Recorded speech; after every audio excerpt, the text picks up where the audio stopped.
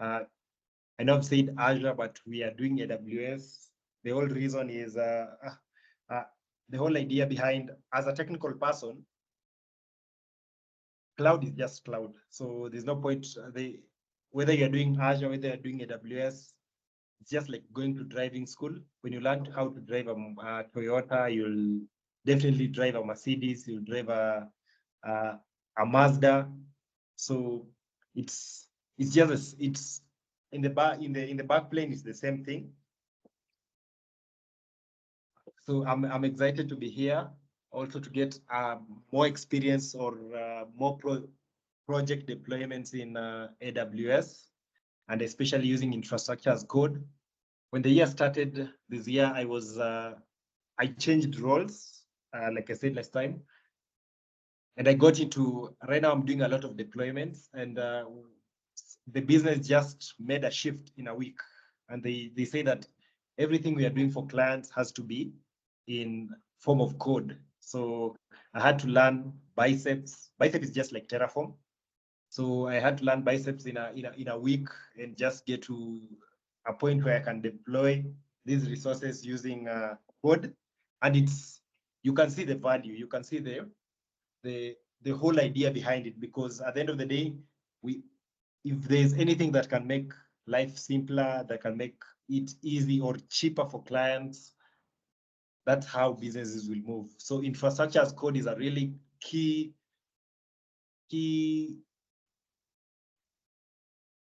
it's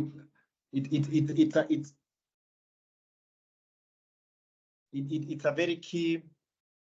What can the word is just escaped me, but it's a good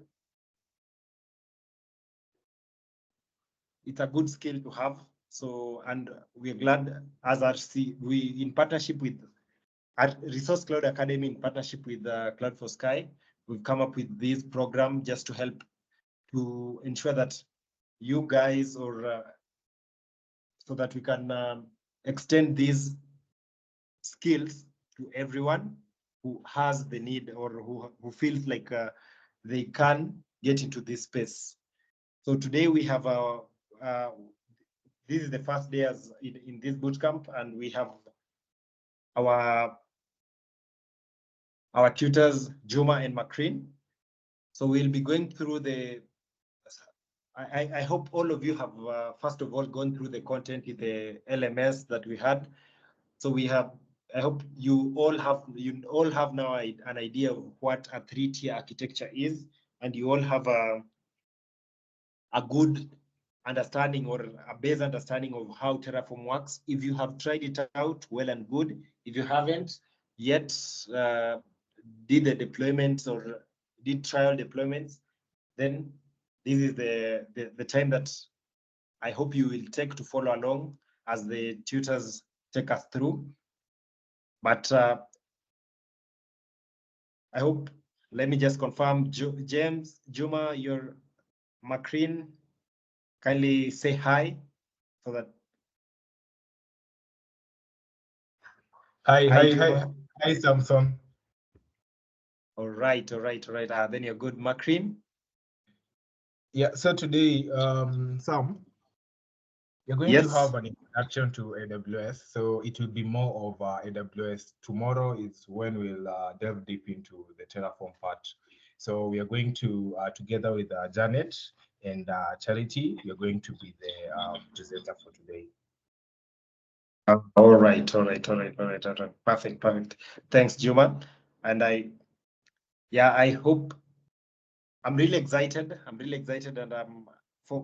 on my side, the most important thing is, I think, is following along with what will be done or what will be shown in by Juma and the team.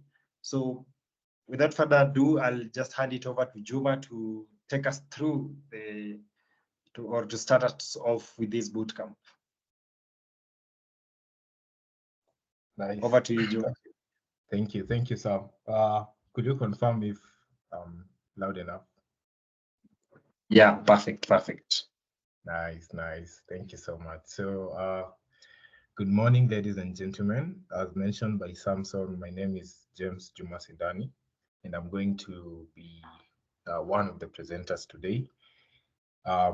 Currently working as a cloud solutions architect at Huawei, South Africa region, and it's a pleasure to see all of you. Not really see, but at least I see there's a great number of you that have joined today.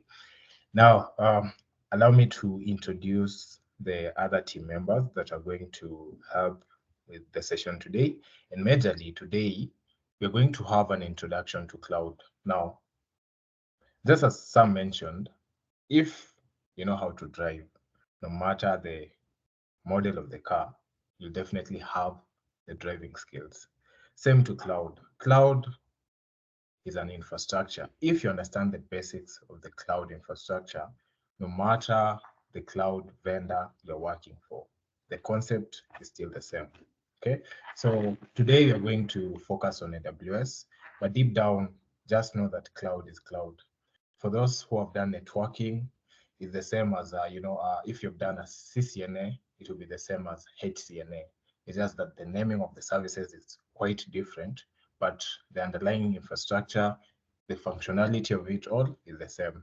So without further ado, ladies and gentlemen, allow me to introduce two amazing ladies that are going to help me with today's session. And I'll just give them a chance to first introduce themselves, then later on we can delve into the session. So we have Janet Chesang, and Charity Wamboi. So Charity and Janet, we can start with Janet, then we'll finish with Charity. Just unmute if you're there and say hi to the group and maybe tell them what you're going to present today. Thank you. Okay, thank you so much, Juma. Confirm that I am audible. Yes, loud and clear. Okay, thank you. So my name is Janet Chesang, and I am a cloud technology trainer. So today I'm excited to have all of you on board. I'll be taking you through what AWS well-architected framework is. So during my session, we are going to interact more. Thank you, and back to you, Juma. Nice. Thank you so much, Janet, for that. Next, we have Charity. Hello, everyone. Please confirm that I'm audible. Yeah, Charity, we can hear you. Okay, so yes, my name is Charity Wamboi, and I'll be taking you through the overview of cloud computing. Thank you. Back to you, Juma. Nice. Thank you so much for that introduction. And I'm James Juma Sindani once again. And for me, I'm going to take you through the three-tier architecture all the way to what is a three-tier architecture. We'll also have a look at other different architectures, but at the end of the day, we'll see how we can design a three-tier architecture from scratch. That is the architecture that will be used tomorrow during the Terraform deployment. So we are looking forward to a great session, and I'm actually excited that we are finally here. Now, maybe before we start the session, given that we had given you guys 1 week to go through the LMS. So before we start the session, let's just give room for any questions that arose while you are going through the LMS, the Terraform content, the questions. So maybe just by a show of hands, how many of you have completed the learning on the LMS up to the point of doing was it 15 questions? I see 1, 2, nice, 3, awesome, 4. Great. So it's quite a number of you guys. Nice, that is amazing. And I hope you've learned 1 or 2 things that you didn't know before. So thank you so much for that. Now, do you have any questions or any concern, anything that you find was challenging while accessing the learning management system? Yes, please go ahead. Matilda. Good morning, everyone. I don't know if it's the right time to ask, since we're going to be doing the Terraform deployment tomorrow. But during these studies or taking the course, the only problem I faced is the point where I have to download Terraform. I couldn't do that. And I don't know if somebody would be able to help me or guide me through it. That's all. Okay. That is well noted, Matilda. Now, given that you're going to do Terraform tomorrow, that is something that is going to be addressed all the way from the starting point, how to, download Terraform, all the modules that are required, all the plugins that are required, and I believe we'll be using VS Code. So that will be addressed tomorrow. And one good thing is we are going to record this session. So afterwards, maybe if there's something that you didn't understand, you'll have a chance to go through it once again. Thank you. Is that okay? Thank you. So I see Gilbert.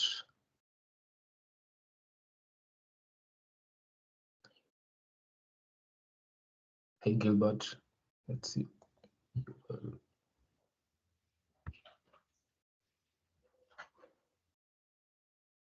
Hi. How are you doing? I'm okay. How are you doing? I'm fine. Thank you. Oh, okay. I did raise the hand by mistake. I was not intending to raise a hand. I'm sorry.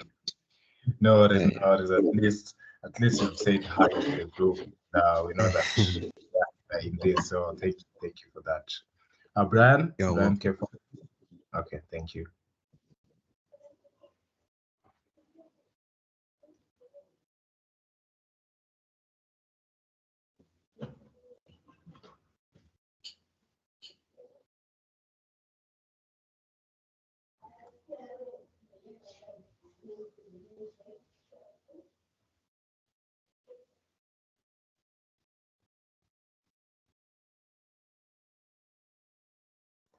Okay, Brian, that's okay. So I see there's also one other hand that is from Karin. Yeah, so you can go ahead and unmute.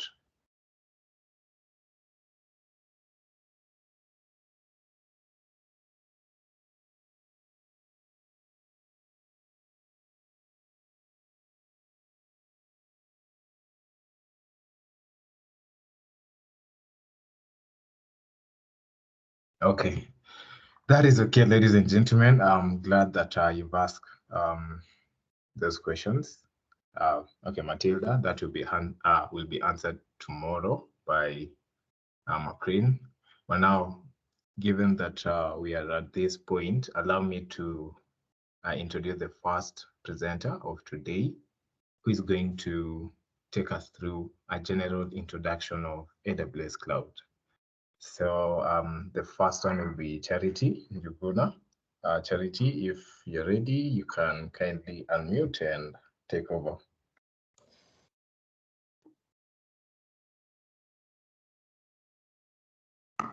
I hope my screen is visible. Yeah, we can see it. Oh, okay. So before we start, I'd like 2 or 3 members to give what is the definition of cloud computing in general.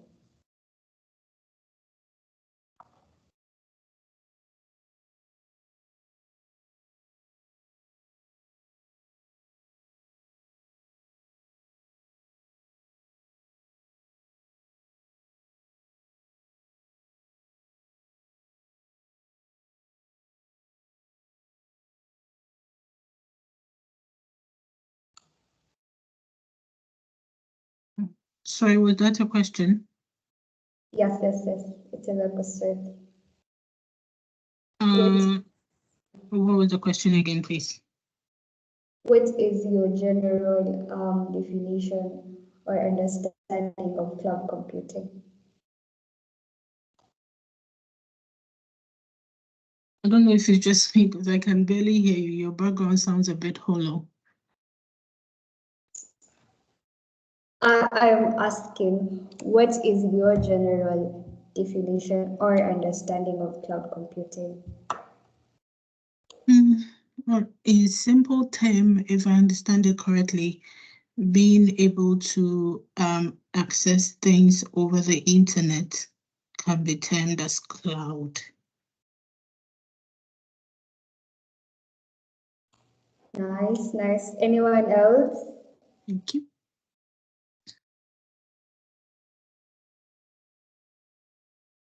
I can see some people have raised their Yeah. hands. Daniel. Yeah, so some, okay. Yeah, Okay, right. let me just jump in. I'm Daniel. Thank you for the opportunity to give a response. Charity, I'll probably say cloud computing is the on-demand delivery of IT resources that is over the internet. And it's very good because what they're doing is they're taking IT resources and they're democratizing it so that everyone can come and access it over the cloud. So pretty much all the compute, the storage, the networking resources, which would be in an on-premises for a company or so, is now being made accessible to everybody. And then it's very good because now we have what we call pay as you go. So before you'd have all these fixed costs of the IT, but now we are going to what we are calling variable costs, where people now you just pay for what you need, you use your resources, and then the IT resources, and then we can also have leverage on what we call scalability, a lot of scale of resources, so that a cloud provider opens to us a huge IT. So the way I look at it in a very simple way, I have my computer, but then now I supersize, I hyperscale my computer, and it's accessible to me through a cloud provider. Yeah. Nice. Awesome, awesome. Thank you. Let's hear from, I think, Macreen. You want to add as well? No. Okay. My hand was up, but I'm happy with what Daniel has said. He said everything about cloud computing. That's a great definition, Daniel. Thank you. Awesome, awesome. Okay, so let's get started.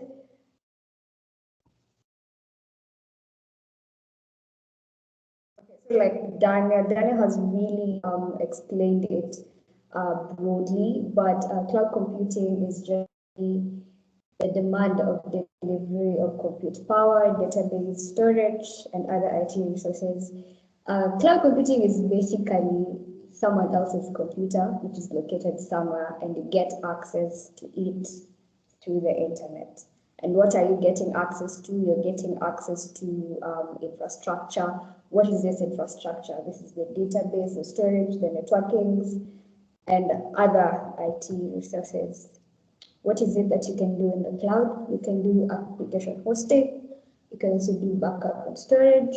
You can do content delivery. You can do databases. And you're going to see all this as we move forward. Just like Sam had said, there are so many cloud computing service providers, and AWS is just one of them. We have Azure, we have IBM, we have Google Cloud Platforms, we also have Huawei. So AWS is just a part of these many cloud service providers. And what kind of services are provided in AWS? We have compute services, storage, database, security. And under these core cloud services, we have, it is subdivided into other services. For example, under compute services, we have the Elastic Compute Cloud. Under storage, we have the Amazon S3, and we're going to see that as we continue.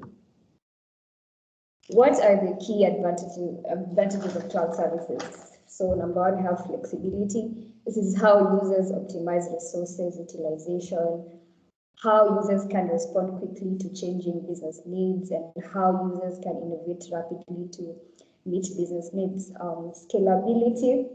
This is how users adjust the capacity of their resources, how they handle varying workloads in the cloud, or rather how they can improve their performance. in the cloud. Next, we have reliability. Reliability is how users can access the high levels of availability, how they can access fault tolerance, and how resilient is this cloud service being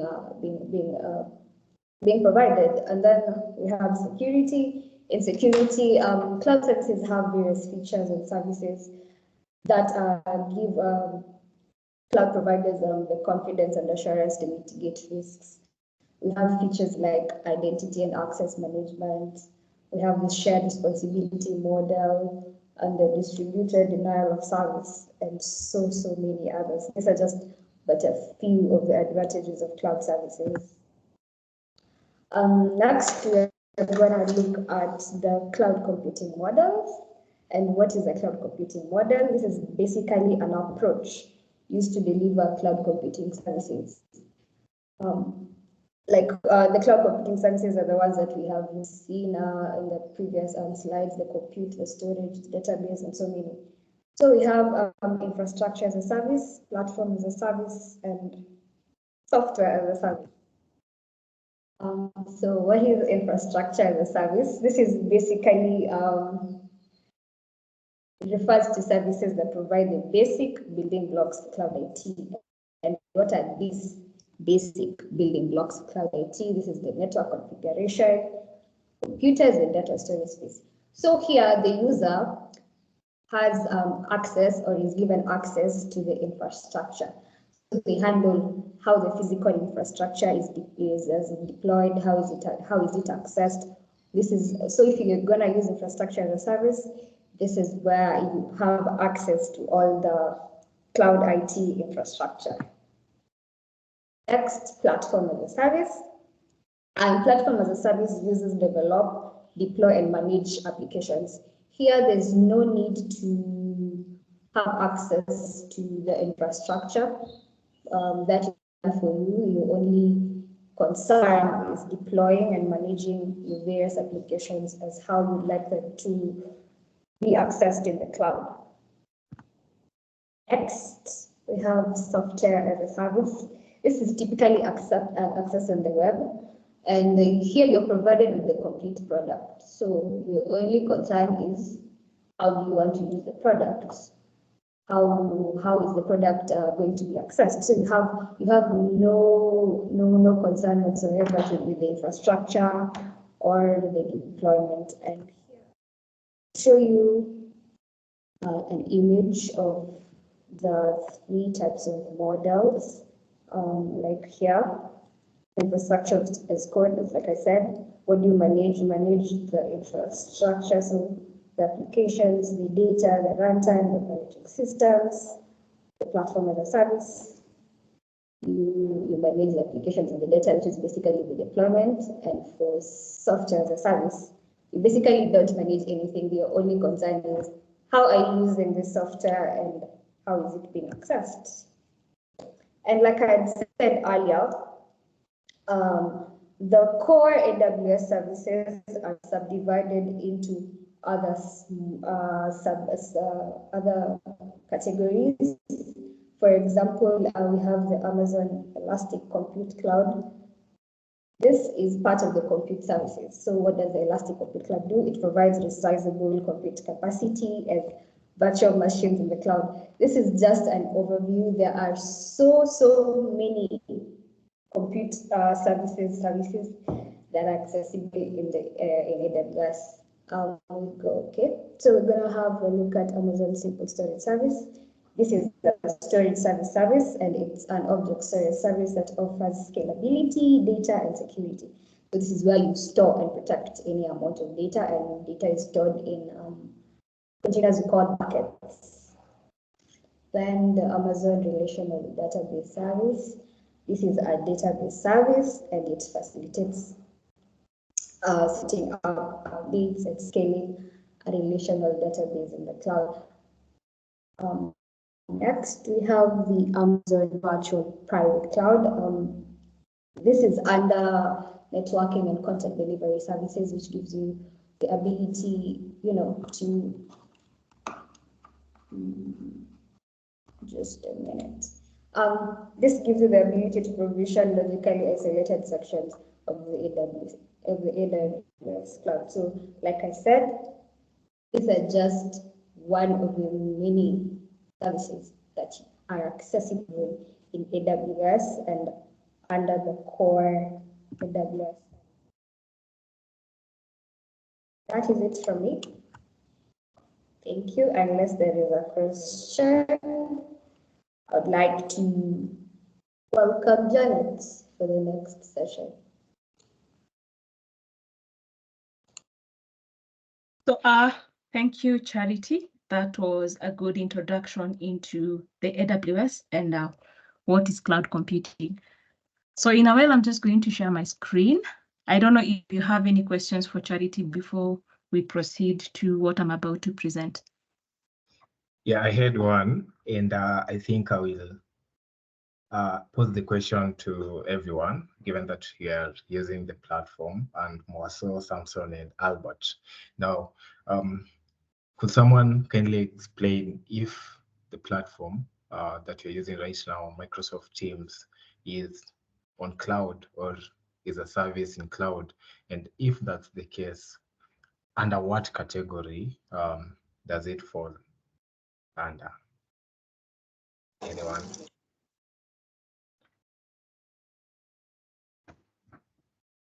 Yes, Moise? Yeah, you mean, thank you, by the way. My name is Moise Iradukunda. I hope you mean these teams, right? Yes, the platform that you're using now. Yeah, it is cloud-based platform. It is hosted on Microsoft Azure Cloud service provider, and from my understanding is a software as a service model. Okay, nice. Thank you so much. Yes, Albert, anything to add on? Yeah, I totally agree on that. Yeah, it is a SaaS platform and also on cloud. Thank you. Nice. Okay. That was the question that I had. So maybe before we move on to Janet, any other question on introduction to cloud? Maybe just general question that you do have, maybe a part that you don't understand.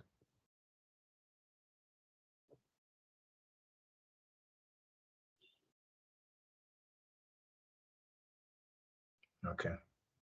Yes, Maureen? I just want to ask, EC2, Amazon EC2 are servers, right? Yes, they are virtual servers. Okay. Yeah. So maybe Maureen, just to illustrate more on that. So an EC2 is just, okay, it's at the basic of it, it's a server, it's a physical server. But what has been done is they have virtualized this server so that you can be able to access it remotely.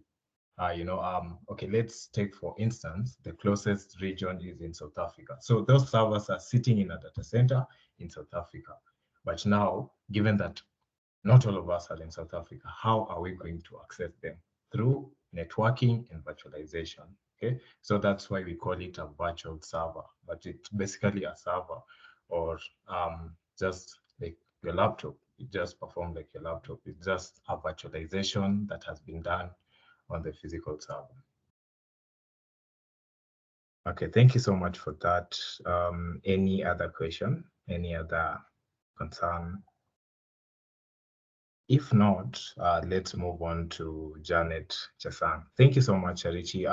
Once again, kindly help me to appreciate Charity for that amazing introduction to cloud. So you can just give virtual claps.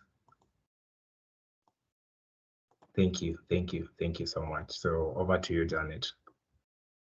Okay, thank you, Juma. So I'm just going to share my screen. Then we get started. So what you're going to look at is going to build on what Juma is going to teach us on. Juma is going to actually architect a design. But before we go there, you have to understand the well-architected framework. So maybe you can be in the next session, you're going to see how it comes in.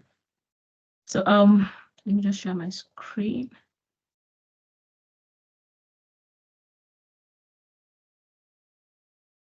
So can you see my screen?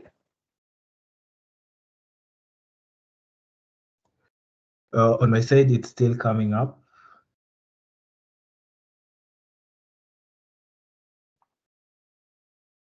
Can you guys see Janet's screen? Not yet. Oh, okay. Let me stop share and try again. Yeah.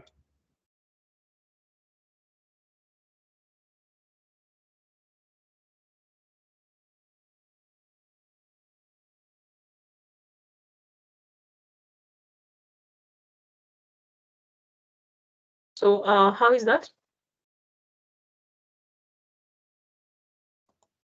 Not yet. Wow. What I can do, let me just let me share it on my side. Then you can just go ahead and present if that's okay. Okay, thank you. That is well appreciated. Let's see. So let me share my screen. Share.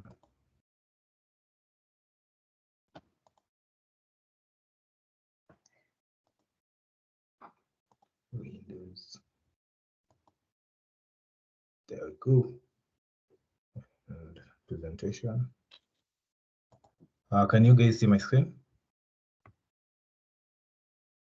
Yes. Yes, we can. Yes, Okay. Thank you. So I can just make it full screen. I'll appreciate. Let's see. It's actually full screen. Yeah. Okay. I'll get started. So once again, my name is Janet Chesang, and I'm a cloud technology trainer. And in this session, I'm going to take you through AWS well-architected framework. So we can move to the next slide.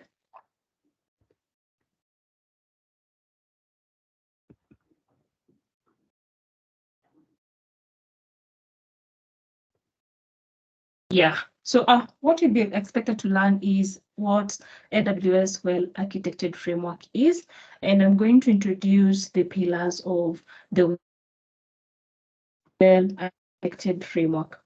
Now, why AWS well-architected framework? Why is it important? But before I get there, I have a question. Do you think we need architects when constructing a house? Maybe I can get that from you. Do you think it is important to have architects when constructing a house? If so, before we go there, I remember when I was doing my home science studies many years back, and my home science teacher will emphasize on considering the direction of the wind before building a toilet.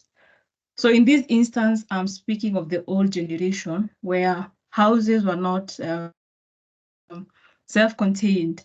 So they will be built somewhere in a corner of a compound. And one essential thing to consider was the direction of the wind. And I could not understand it then until I was an adult.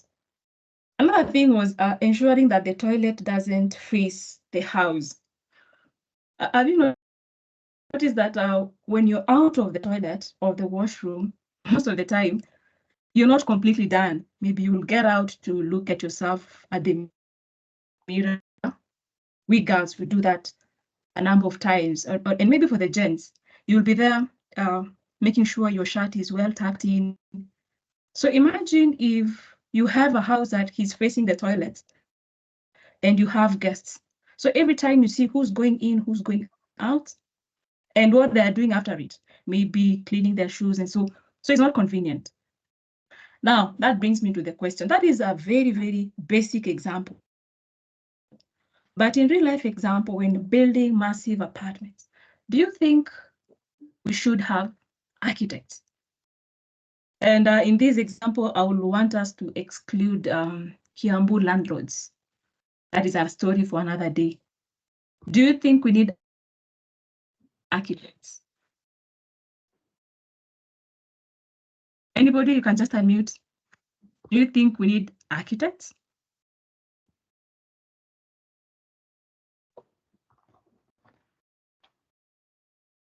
Just be free. For maybe our learners, participants who have just joined us, Kiambu is a county in Kenya, and they have a common way of constructing houses, and most of the time it has floors. So it's just a county in Kenya. So do we need architects? Yeah, we can start with Dorcas and then Jacob. Yeah, I think we do need architects because they need to let the builder know if you need a 3-story building, how much of the sizes of the columns that they need to carry the weight of the entire building. You need to know what you require before you even start that project. Yes, thank you. Jacob?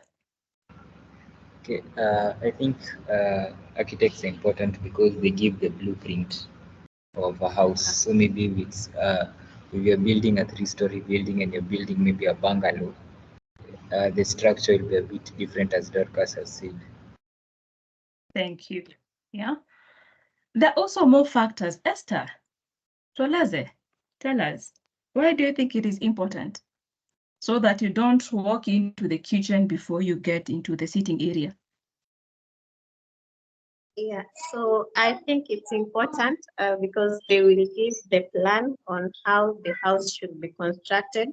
And also it ensures that those that are constructing are following that plan so that everything falls in order according to the plan that was given initially. Thank you. Thank you, Esther, Jacob, Dorcas. I'm also bringing in another concept. Could you find architects, for example, wanting to have the best house design, but also minimizing costs? Like you don't make the rooms very spacious or maybe spacious, but at the end of it all, when somebody comes to view that house, they're going to take the house, yeah? So they are normally to consider. And if you don't have an architect who follows best practice, then later on, it's gonna be a blunder. Can you imagine having to demolish the entire structure because you didn't have a plan, or you didn't have an architect, or you didn't have a guideline for best practice? So the same thing is what you're going to apply here. Why AWS well-architected framework? The framework provides a set of best practices and guidelines to help make informed decision about cloud architecture. Very important. And this is a roadmap to cloud architects, engineers, and organizations. So before you go to the cloud and you want to give a solution, start by architecting that design, that plan, and now follow the best practice, which is the AWS well-architected framework, which is provided by AWS. Yeah. So in regards to that, do you think Kiambu landlords did not get skilled architects, or their architects did not have a proper guideline of best practices? Anybody? Is it a problem with skills or not having a best practice guideline? Yes, Edith? With Kiambu, I just think the landlords are just great. Yeah, so they're really trying to minimize the costs, yeah, the best way they can, and just get, for example, anybody to just come. Or maybe sometimes they just have that confidence. Hey, they just instruct the builders, put that on top of that, let's have this here, whatever it is, as long as you have a house. Sorry for another day. So I'm going to introduce to you the 6 pillars that is going to guide you in architecting designs and solution in AWS. So we can get started. The next slide, kindly. Yeah, so these are the 6 pillars: operational excellence, security, reliability, performance efficiency, cost optimization, and sustainability. This was just a pillar that was just added the other day. So all of this is important. As you design, you have to look at each pillar, go through it, go through the best practice and what services can be used to achieve whatever is required. So you're going to look at the first pillar, operational excellence. So next slide, kindly. So this pillar provides insights into operation and procedures for constant supports and improvements on each phase of development, deployment, operation of a workload that delivers business value. So it's all about optimizing processes, procedures to deliver business value efficiency. In the next session with Juma, you're going to design a 3-tier architecture, web architecture. But how does operational excellence come in? You can choose to have automation and monitoring, which are actually the key points to look at. Automation, monitoring, key points when you're looking at operational excellence, to just have that insight to provide a business value. So in this case, you want to have some automation because it is crucial for operational excellence. You can choose to have a tool such as Terraform or CloudFormation. What is it going to do? It is going to automate the deployment of your entire infrastructure, reducing manual errors and actually even replication if you want to replicate to another region. Yeah. So that's why actually we have Terraform tomorrow. It's part of operational excellence. Instead of you manually trying to fix things up there, down there, you just have a template that is going to do that. Also having monitoring and logging, CloudWatch, to just monitor key metrics. Yeah, these services provide real-time insights into application health. Okay, that is about operational excellence, optimizing processes and procedures to deliver business value efficiency. Let's move to the next pillar, which is security. Security, very, very important. Imagine an e-commerce platform that processes sensitive data, information, and you have to move it. You have to move such workloads to the cloud. How are you going to secure that? So looking at that pillar, you're looking at ways you're going to secure critical workloads or data. Yeah. So at this pillar is all about adhering to well-architected framework security principle to help you implement robust security measures, encryption, access control to protect customer data and ensure compliance with industry regulation. One of the tools that you can choose, IAM, to just restrict access to resources. Yeah, encryption, encrypting data at rest. All this is covered in the security pillar. So keep that. And as you have known these days, we have a lot of security concerns. So it's also a pillar to take a keen interest in, so that you don't have an entire infrastructure and within 1, 2, 3 days you have been at. Yeah, it brings you back to zero. Okay, so let's look at the third pillar. Think reliability. Reliability. The reliability pillar encompasses ability of workloads to perform its intended function correctly and consistently when it is expected. Key topics: design your architecture to ensure high availability, fault tolerance, and resilience to handle any potential failure. Yeah, and in this example, consider a critical application that needs to be available 24/7. M-Pesa, very important. When you're just about to pay your bill and then M-Pesa is offline, and it's maybe in the wee hours of the night, what are you going to do? SaaS platform, very critical platform.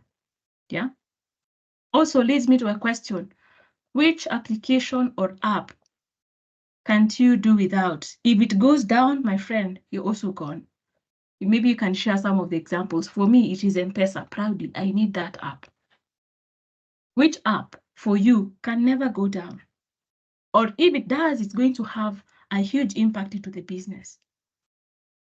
Yes, Albert? I wouldn't lie, but to be honest, TikTok. Hey, TikTok. Hey, my TikTok fans. You love entertainment, yeah? And if you don't have entertainment, for some people, it's gonna lead to mental health. There's a way you just have to wind up during the day, see people dance or do whatever they do there. Very important.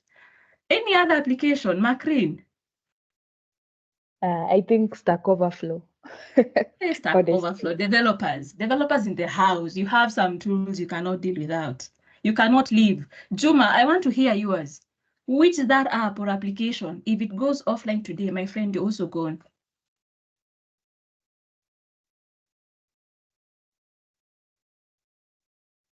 Lazima tusikie Juma. On my side, the application. Now, on my day-to-day basis, my daily bread is, the management console. So at this point, if, AWS or Huawei Cloud Management Console is down, now that's gonna be a problem on my side. But away from that, I also love football so much. So on the weekends, if the DSTV app or Sokami app is down, man, I'm going to be very, very bored. Yeah, that is it. Thank you, Juma. The console and football. And I know Juma said DSTV. I know we have some fellas who love streaming from illegal sites, and it keeps on buffering. So every time there's a score, you celebrate maybe a minute later. I'm not a football fan, but I guess that's how it goes. Yeah, so reliability, very important. Consider the workload, yeah? And how critical. Does it need to be available at every time? Yeah, and you can do this by having multi-AZ deployments, so that in case of any failure in any AZ, then you will still have redundancy, which is very okay, so that you don't have a point of failure. Okay, reliability. Next.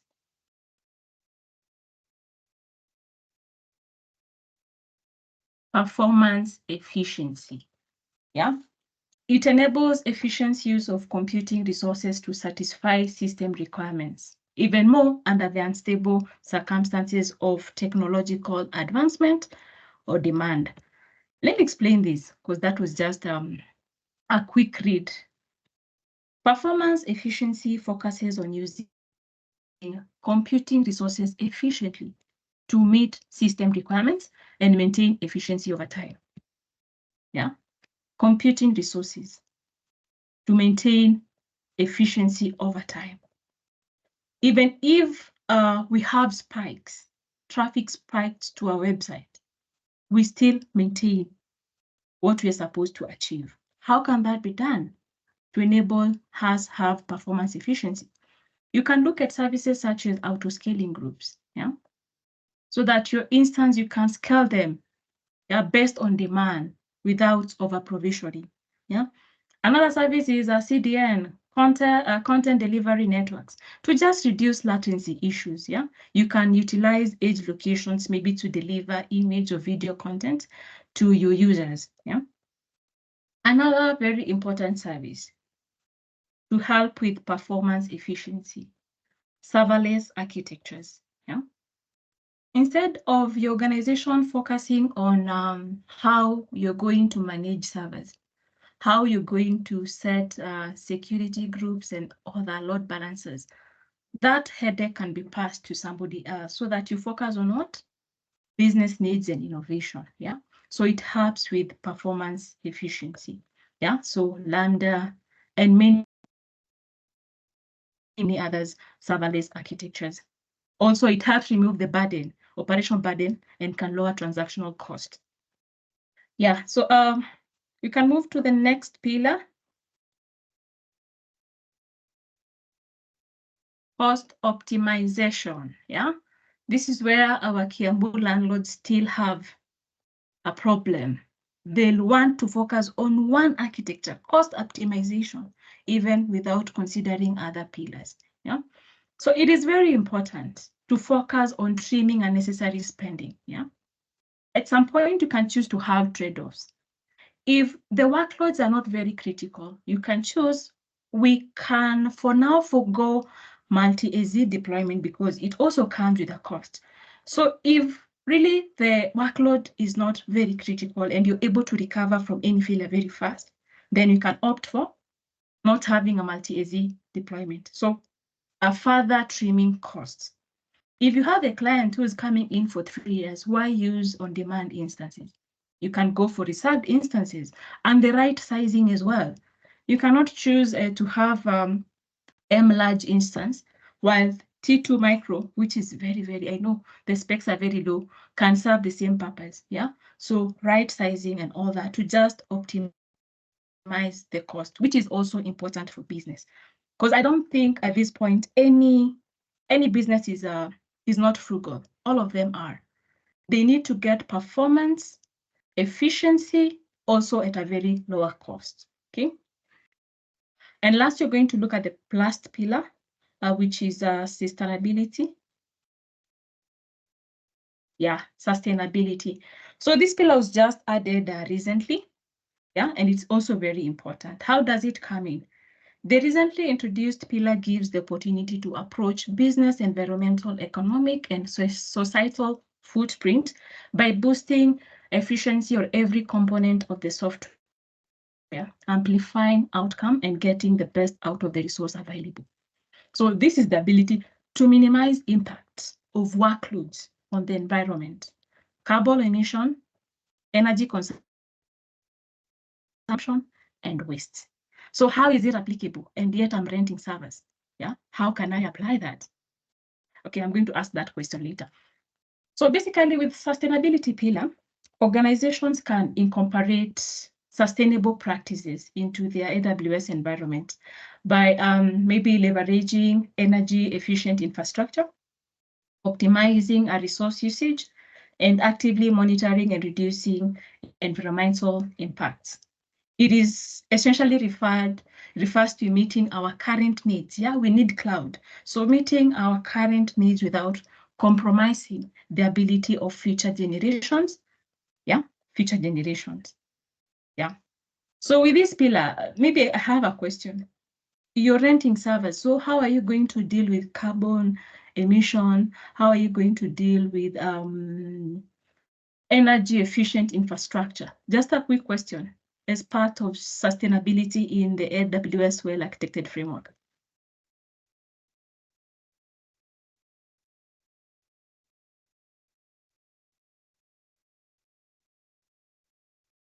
Okay. No attempt. Yeah. So maybe you're not able to deal directly with this. Yeah. Okay. Mark and Daniel, I think you have an insight there. Yeah. Thank you, Janet. Hello, everybody. To answer your question, in terms of AWS, I think they are offering some processors which are running these virtual machines, which are eco-friendly and use less energy. So when you are provisioning these virtual machines and you choose the instance types which contain these types of processors, then in that way you'll be contributing to the sustainability. Yes, thank you, Mark. I'm going to add something on that. Daniel, you also have an insight? Yes, please. Thank you for that. Now, my insight will come more on the provider side than much, not so much so on the well-architected side, but on the provider side, we look at what are the inputs for a compute workload, and the inputs would be electricity. The inputs would be, we need a power to come in and for us to do the compute. We also have the actual hardware, so that becomes a factor when it becomes waste. So I think the first way we would look at it is when you go into the data center, we would want to look at how do we use renewable energy sources rather than what can I say? What do you call? What are those things called? Like burning coal. Like we want to use carbon renewable energy sources, but so that is scope 1 emissions. We want whatever we are burning or whatever we are consuming in terms of energy. We want to mitigate that usage. But then also we want to look at the life cycle of the hardware. We want to look at how do we transition the hardware from, use a principle of circularity, of reuse, and the best, maintaining it or repairing it so that we don't waste and, have an impact of causing waste.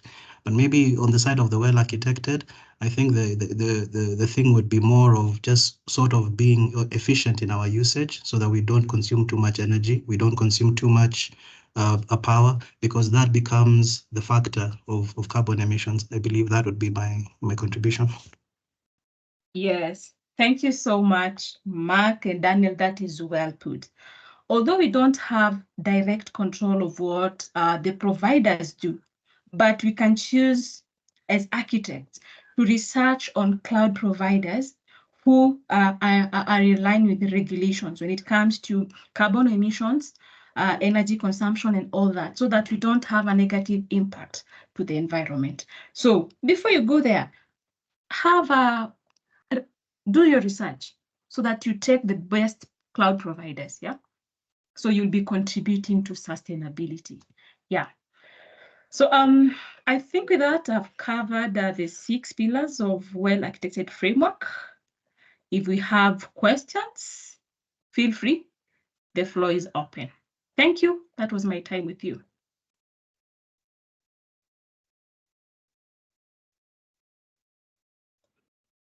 Awesome. Thank you so much, Janet, for such a great and insightful session around the well-architected framework with the 6 pillars. So that's what you're going to design, or the guiding principles that you're going to use to come up with our architecture. At this point, do we have any questions to ask Janet before we tackle the next last session? Any questions, any concerns, any feedback, any addition? Yes, Daniel. Hi, maybe this is just to direct a question to Janet. How would we implement? Okay, we have the principles, we have the well-architected, the 6 pillars. How are they brought into a practical architecture? How are they brought into a practical deployment? Like, of course, if I'm doing my own deployment, how would I consider that? Maybe if you just enlighten us a bit more and drill deeper into that, we'll be a bit helped there. Thank you so much. Okay, thank you, Daniel. So I think Daniel is asking the practical application. Let me use an example of maybe security and reliability. So supposing you're the one architecting, you have a client who has come in and their problem is scaling. Maybe on-premise, they had a scaling problem, yeah? And you just want to move them to the cloud. But before you go there, you have to go through the well-architected framework, yeah?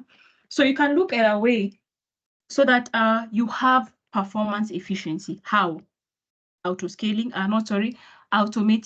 deployments, yeah? That is going to cover that part.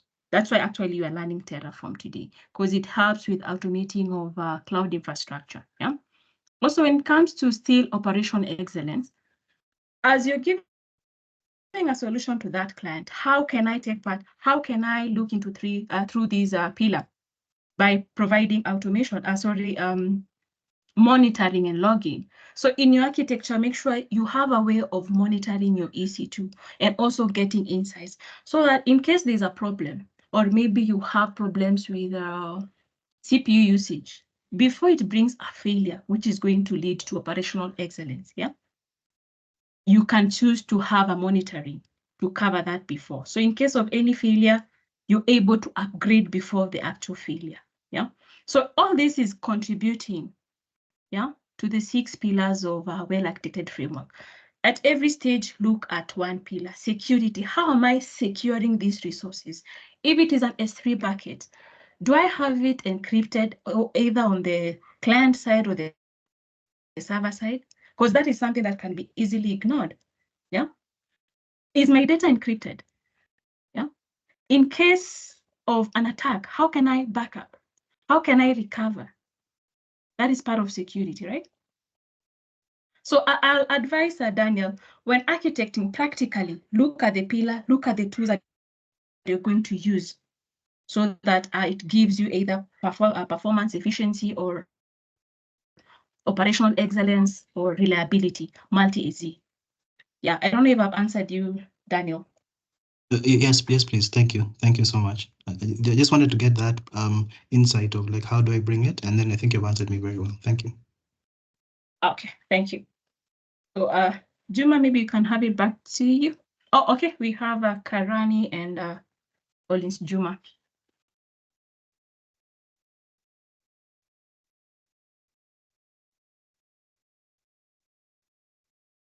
Yes, Paul Karani, you can go ahead.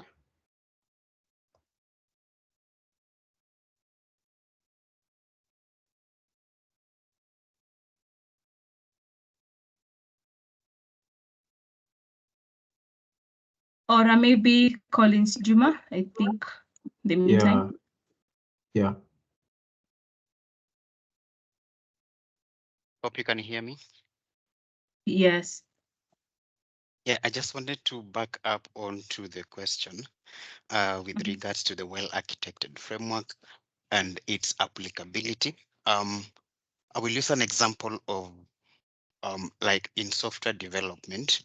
Normally we follow what we call the SDLC, and that is software development life cycle, of which you've gathered the requirements of the product you'd want to build. And then from there, you have a team of designers who would definitely now try to create the mockups or the wireframes of that kind of a product. And then you have the implementers who are now the developers who actually now translate the designs into a working prototype. And then of course it will continue to undergo all those stages of testing, security, etc., to deployment and finally maintenance. Now, in well-architected framework, you as a solutions architect, you also need to understand first, like parts of your responsibility is to, when you consider now the well-architected framework, it is to help you as a solutions architect to plan. Fast planning, ideally, it means that if you're working in an organization that want to migrate to the cloud, or it's already leveraging cloud, then you need to understand first, how does the current solutions looks like, or how does it work? And then now research, that means you need to investigate into the cloud. What are these services that I would want to leverage based on what I've already researched or rather planned on? So when you follow those 7R, sorry, for the migration strategies, I think.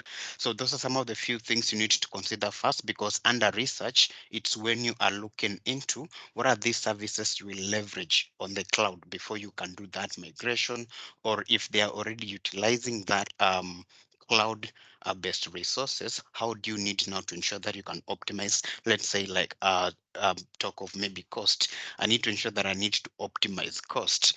Now, which are these key services that we can use? Let's say you're using S3 buckets. S3 has got different classes that you can use now to save cost on the kind of objects they are storing. If object is not frequently accessed, you will definitely know how do I need to ensure that I've maybe created what we call that lifecycle policy to ensure that it can be transitioned from one stage to the other, just to save cost.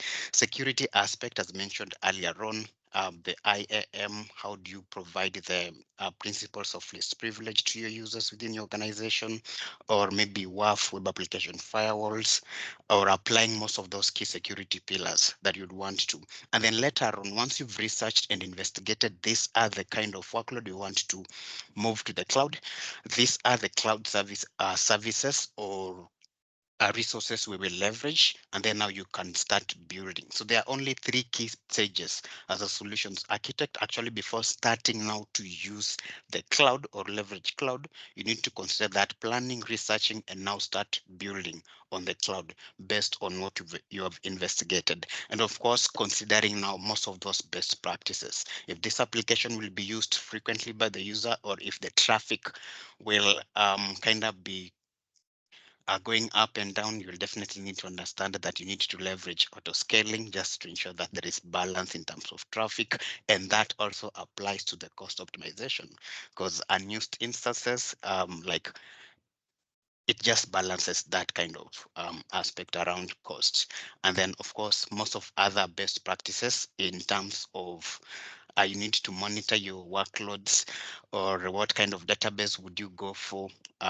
So that also depends once you've already investigated onto what are the business case, the use case of that kind of application you want to use. So it will help you first to understand like investigate the kind of workload you need to migrate first to the cloud, and then investigate the cloud services that will fit that kind of workload, and then now start building based on your research that you've done. Yeah, there is so many aspects, because when you look at the complete application that you want to build based on the tiers, of course, everything that like have its own way of investigating. If it's database, do you go for relational or non-relational?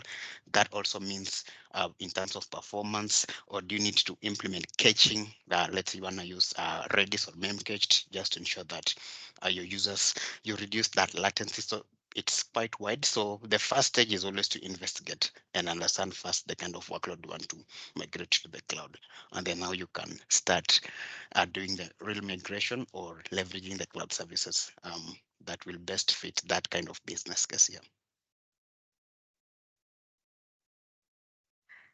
Thank you, Collins. I think that was well put, and actually a strong backup to what required. Thank you. Juma, we can have you. I don't see any more questions. Okay. We have one from, I believe it's Patrick or Patty, then Jacob. So Patty and then Jacob. Thank you. Can you hear me? Yeah, I can hear you. Yes. So thank you. My question is like, how does sustainability apply to this three-tier architecture that we're learning to build? Like, how would you say that it is sustainable, or like, how do you know that it is sustainable?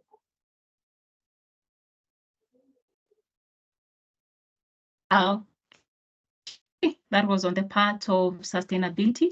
I think I touched on it. Yeah. So our part, I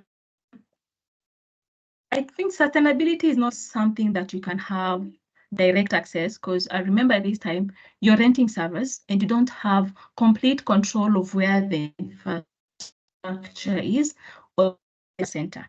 But at the long run, our world has to be sustainable, right? When it comes to carbon emission and maybe energy consumption, so that you can preserve the next generation. So you can take part in this by researching on the cloud provider that you're going to use. Maybe look at certifications. Are they certified? Yeah. The type of infrastructure they use. Yeah. Are they champions? Say those who are known, those who are unknown, are they strong champions in protecting our environment? Yeah. So looking across that, you can select going to go with a cloud provider because they are what is required, even as when it comes to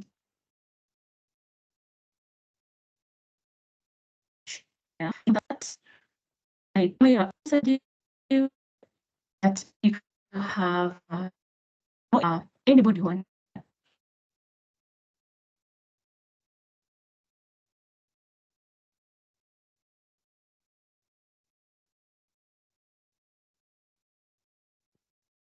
Yes. Okay, Jacob, you can go ahead. Okay, can you hear me? Yeah, I can hear you. Okay, so my question is, when you're architecting, like, do you have to consider like all the 6 factors? Because I'm trying to picture a scenario whereby, because I think when you're considering maybe the operational excellence, and then you're trying to do cost optimization. Let's say, for example, someone is migrating.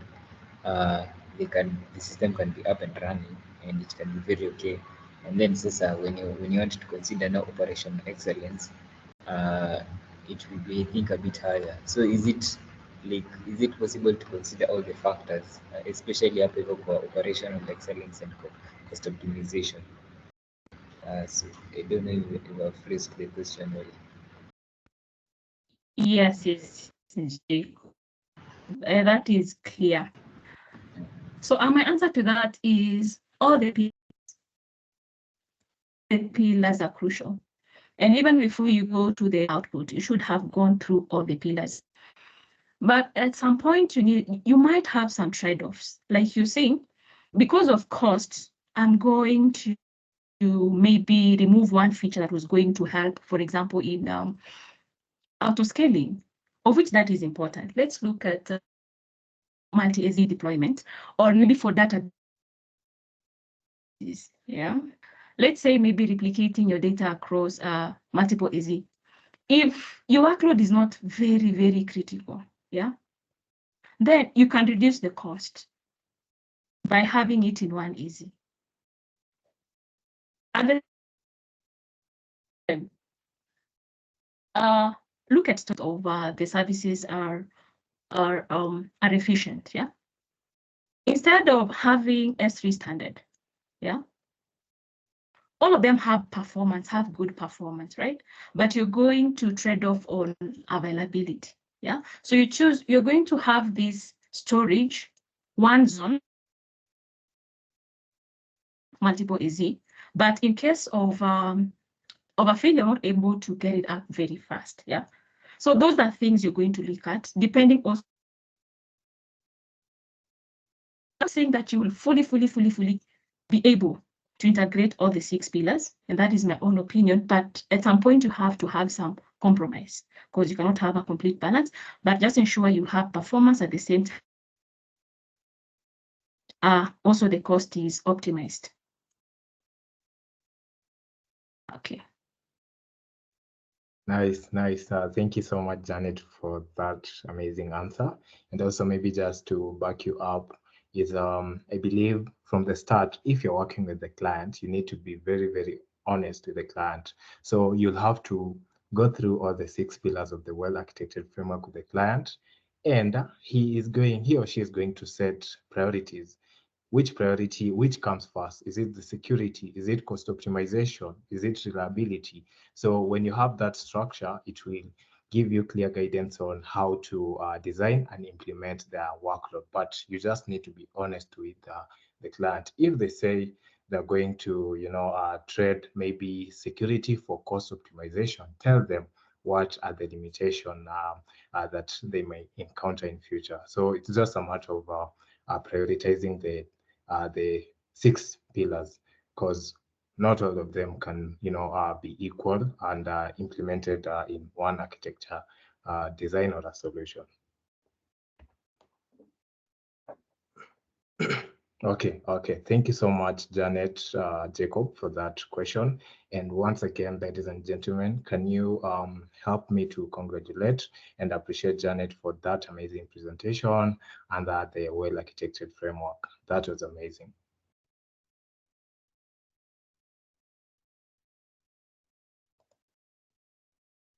Okay. Now we are going to move on to the last section of this Day 1 hackathon. And now, given that we've had an introduction to AWS, we've seen the building blocks of the well-architected framework.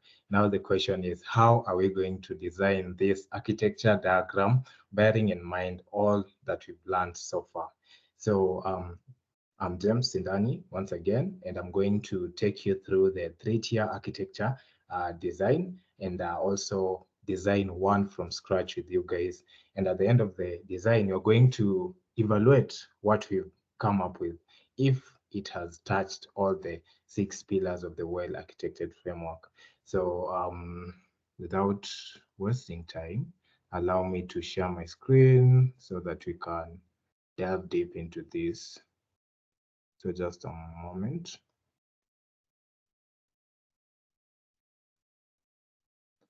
Okay, could you kindly confirm if you can see my screen?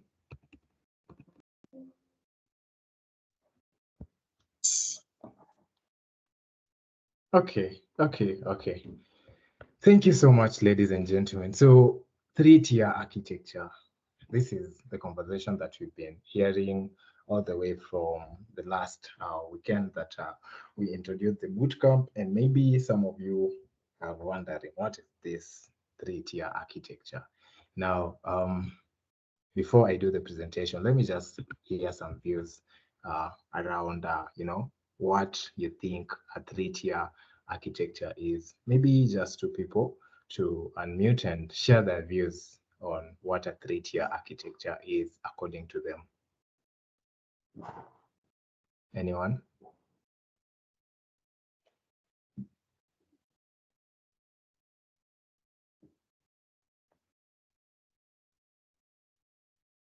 Okay, Elvis. Yes, Elvis. I see there's Elvis and okay, yes, Elvis, you can go ahead.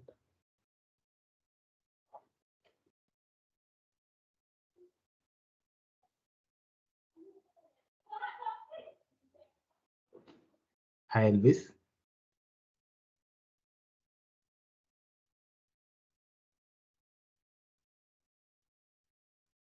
Sorry, Elvis, we can't hear you.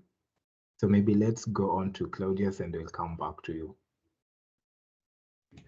Okay, hello, thank you for this opportunity. Actually, according to me, three-tier architecture basically is the just organization of an application in the AWS, in that you divide the application into different parts. Let's say maybe this web server, the one into one section, then database into another section, then the server application into a different section. Let's say subnets. Maybe let's say you can take the web server, yeah, the web server into that's the front end part of the app, into maybe a public subnet, then the database into a private subnet, and then the server into another subnet, so that maybe the front end part will making requests to the database using the server that will be in a different subnet. Yeah, thank you. Nice. I like that. Claudius is telling us that it's basically separating the tiers into different subnets, maybe for separation of concerns, maybe having the front end in a public subnet, the backend in a private, and also database in a different subnet. Thank you so much for that. Let's hear from Patty, and then we can finish off with Makrin. Yes, Patty. Thank you. Adding on what he said, I think a three-tier architecture is a way of decoupling cloud resources into different tiers, so that you can try to avoid correlated failure. So you'll have the web tier on its own, the application tier on its own with its own resources, and the database tier in a different availability zone as well. Thank you.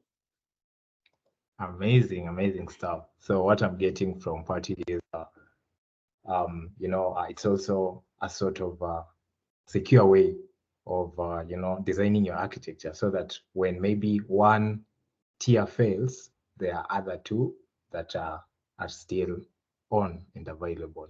So that is it from Patty. Thank you so much for your contribution.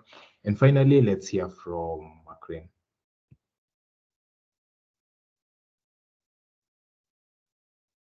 I hope you can hear me. So from me, okay, I've had people saying brilliant things. The word decoupling, that's very key. It's very important. The one who said it, Patty, that's good. And also Joel, yeah, you also had a good point. So that's true. You separate the front end, the back end, and the database. So for those who are asking what is front end, what is back end, so it's like you're separating your Vue.js application for the developers in the house. You know what Vue.js is, or .js. not JS, but Vue.js and React.js. And then for your backend, maybe it's a Node.js or a Flask or a Django. And then for your database, maybe it's MySQL, MariaDB, or MongoDB, whichever you're using. So when you separate all these applications, like Patty said, decoupling, you're decoupling everything. So everything will be independent. So the big question is, like, I know everyone is asking themselves, like, after decoupling everything, how do you connect to each other? How do you connect the front end to the back end when they are in different servers, different subnets? How do you connect to each one of them? So that will bring in a new concept, and that is the domain. So you'll have to learn something about domain, but that is something that's a lesson for another day. But what Juma is trying to say, the 3-tier architecture, that is what it is. The front end in the first architecture, the first subnets, then the back end in another subnet, and then the database. And then you connect the three. The three should communicate with almost zero latency. So, and that is what Janet was saying. Latency, you should have high speeds. They should be highly available so that when one backend fails, the other one is still up and running. Just like Janet was saying, availability, reliability. So when you separate this 3-tier, decoupling your application, you should make sure that you're doing it the right way so that nothing fails on your end. That's it. Juma, back to you. Nice, awesome stuff. Thank you so much, guys, for your contribution. Keyword, decoupling, and also latency. That's amazing. So allow me to share again my screen and continue with this amazing discussion. So share, and I believe you can see my screen.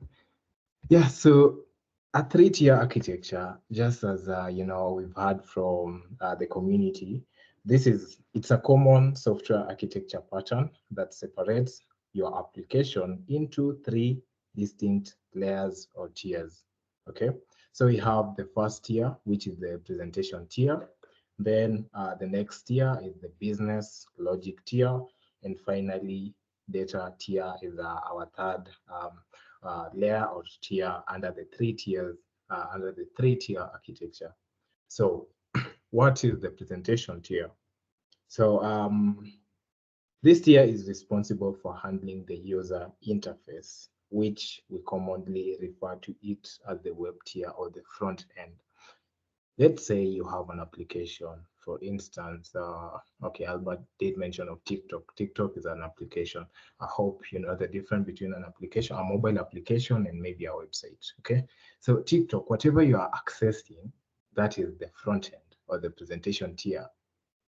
That is what you as the end user is accessing, the presentation tier, okay? So it is the part of the application that interacts directly with the user and is responsible for handling user requests and provide a response. So you as a user, you don't have to necessarily know what the business logic or which database your application is using. All you want to see is, those amazing videos or maybe the content that you browse while using this application. You are not concerned with, the underlying infrastructure. So that is the presentation tier, basically. And of course, for the developers, it does include various technologies such as HTML, CSS, JavaScript, and all the front-end frameworks, for example, React, Angular, Vue, and all that. So that is the presentation tier.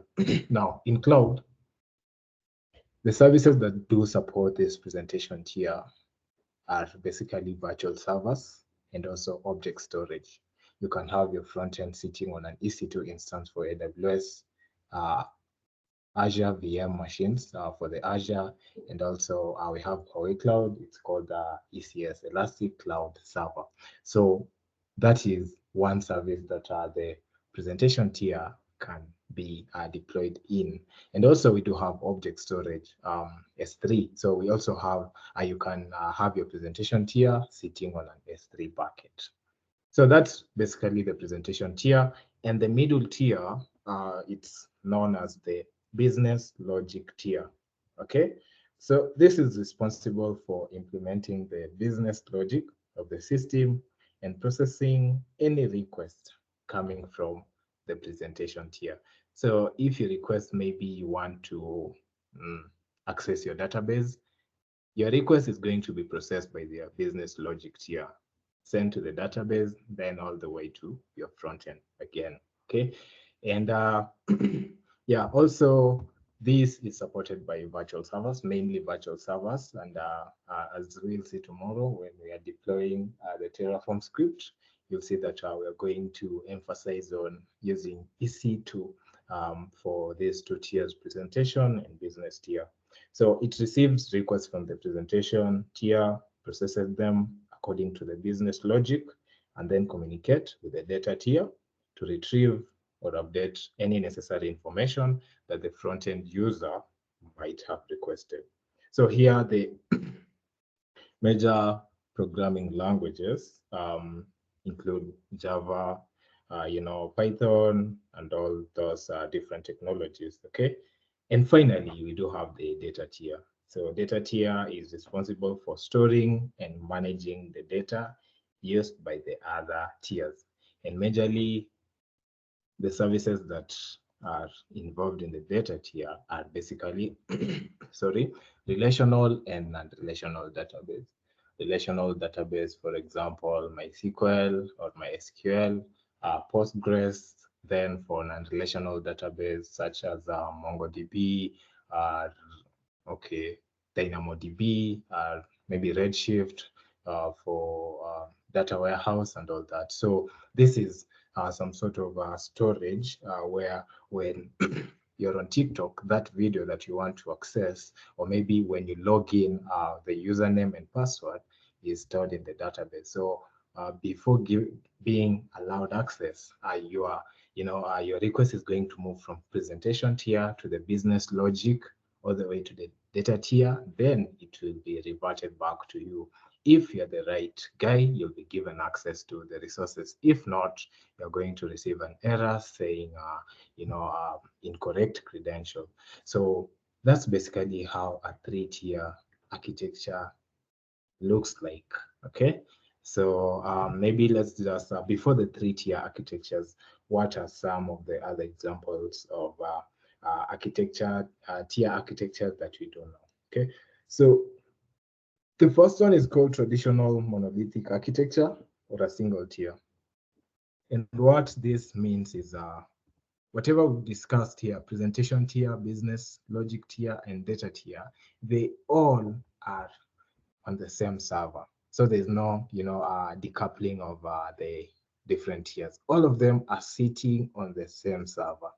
So you can imagine the main disadvantage of that is if that server is down, it means the entire system is down. You're not going to have access of it, okay? And it's also hard to scale a monolithic application, okay? So that is that's why it's called traditional or single tier, and we've moved away from that. I don't expect at this point, someone to have a three-tier application sitting on a monolithic tier. That is a very, very unsecure way of designing your architecture. Then you also have the two-tier architecture. Now, for the two-tier architecture, it means your presentation tier and business logic tier, they lie on the same server. Okay, so presentation and business logic are on the same server, and data tier is the second tier on this two-tier architecture. Of course, it's more reliable, secure, and scalable compared to the traditional monolithic architecture. But when you do compare it with the three-tier architecture, it's actually less reliable. Okay, so those are just the few architectures that have been there before the three-tier architecture. And of course, right now we are also talking of containerization. Okay, Yeah, so what are some of the common advantages of the three-tier architecture? One, of course, it's scalability. You can scale your tiers independently, which makes better utilization or allocation of resources. You can have your front end maybe sitting on a single server, your business or backend sitting on 2 servers, and database, which is quite critical. You should always deploy that under a multi-AZ setup. So having maybe a master and a slave. A master will process all the read and writes, but a slave, it's there, it's like a standby server. When anything happens to the master instance, the slave automatically take over, making sure that you don't face any downtime. So while designing your architecture, always pay key attention on the data layer, because once the data layer is down, man, you don't have your application. Then modularity, we have mention of separation of concern or decoupling. It means that if one of the tier is having issues, away from the data tier, if let's say the business logic or the front-end tier is having issues, you can work on that front-end tier alone while the other two are still running. Right? Okay, so that is just one of the other advantage of the three-tier architecture. It allows you to, there's a separation of concern. Then there's the reusability, which allows you to, for greater code reusability in different applications. For example, you're going to have Terraform infrastructure as code scripts. These scripts can be used over and over again. It just depends on the application you want to build and its functionality. So there's that reusability part of it, because if you're having a traditional monolithic, it means all the code is actually fixed to the application that you want to run. And finally, we do have flexibility. You can use different technologies to be used for different layers. Database, you can have MySQL, Postgres, or non-relational database. The front-end part, you can use an S3. Backend, you can use a different service. Okay, so there's that great flexibility that comes along while using the three-tier architecture.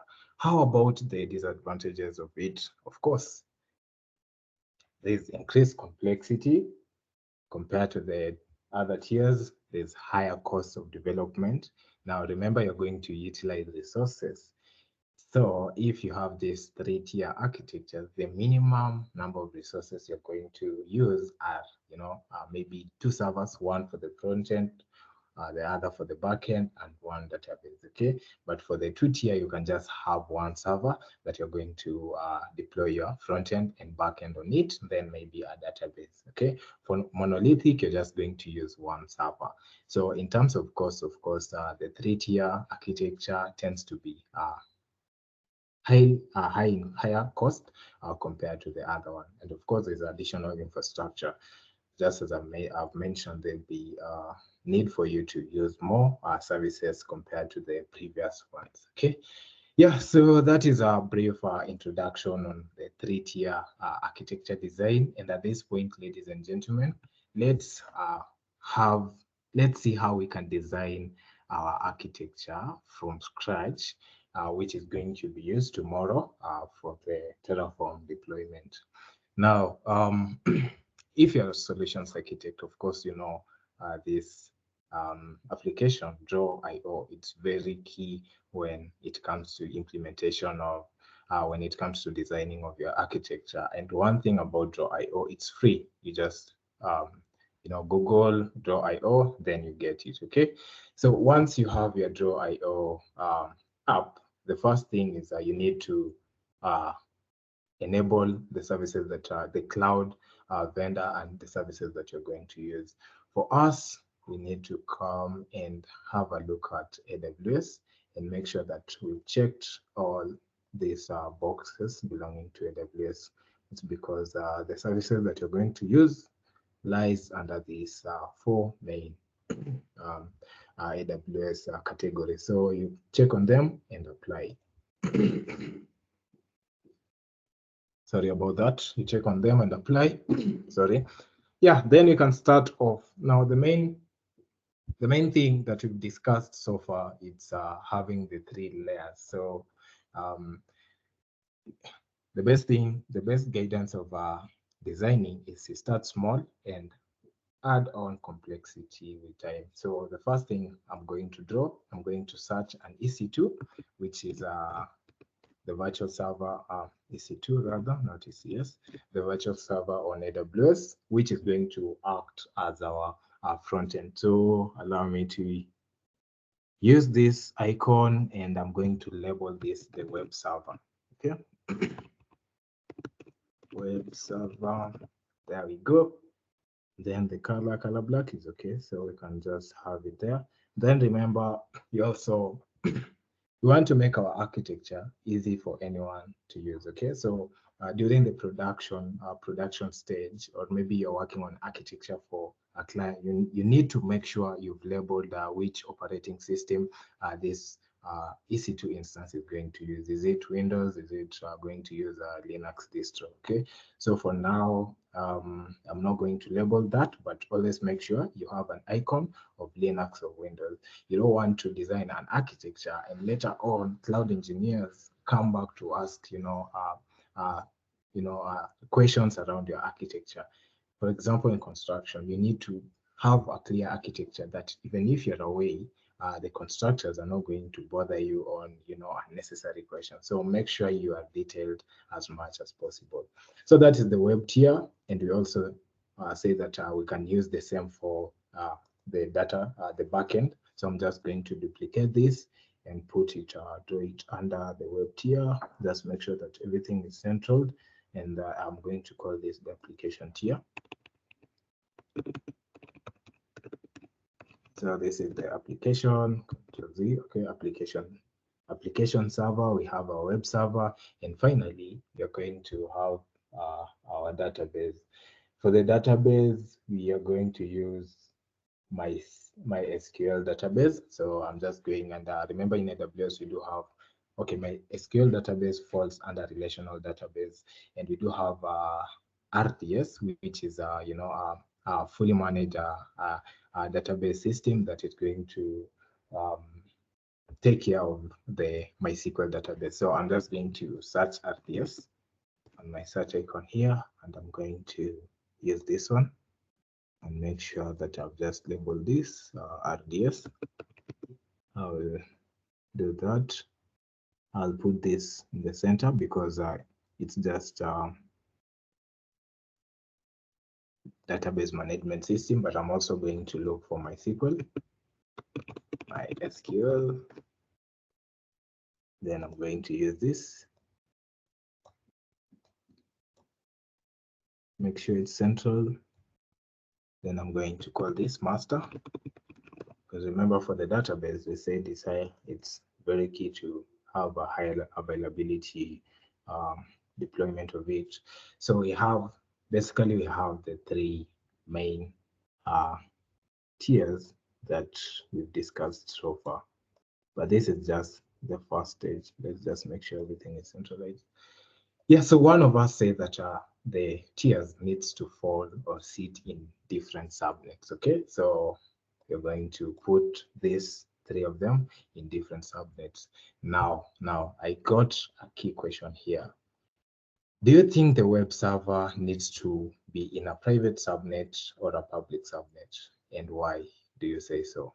So anyone, what do you think? Should we put the web server on a private subnet or a public subnet?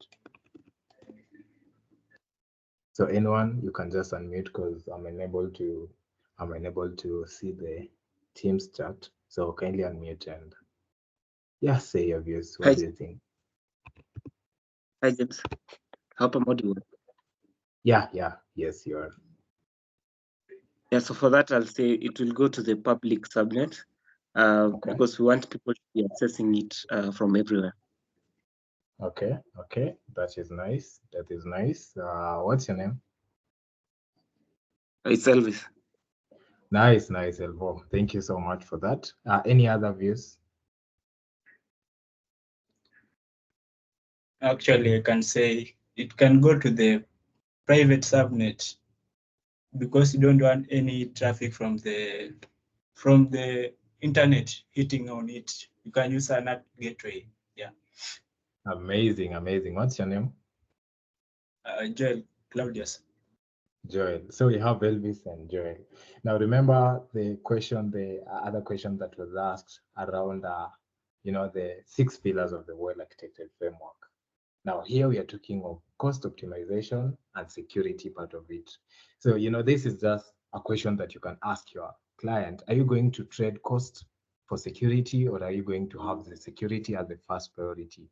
But to answer you guys, all of you are Joel and Elvis, you are right. So if the client says that, they want their system to be more secure, you're going to use Joel's approach. You're going to deploy this in a private subnet and have other public subnet, have a NAT gateway in a public subnet, so that all the traffic is going to be routed to the, if the web server wants to access the internet, it must first be translated to, the private IP address is going to be translated to a public IP address before accessing the internet, okay? But now, for Elvis' point, we can have this, we can still have the web server sitting on a public subnet, but now for that, it's less secure compared to the prior approach. So maybe if the client says that they want to keep cost lower, you're going to use Elvis approach.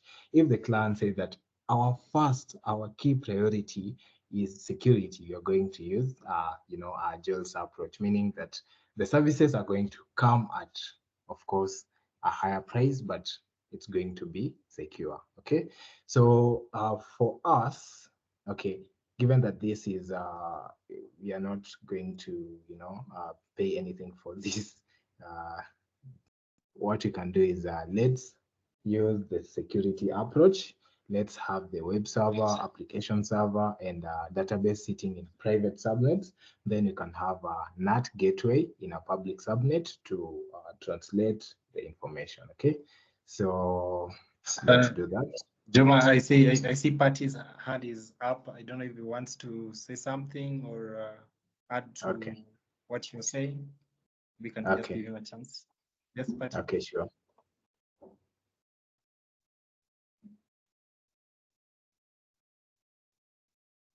Please go ahead, Patty. All right, all right.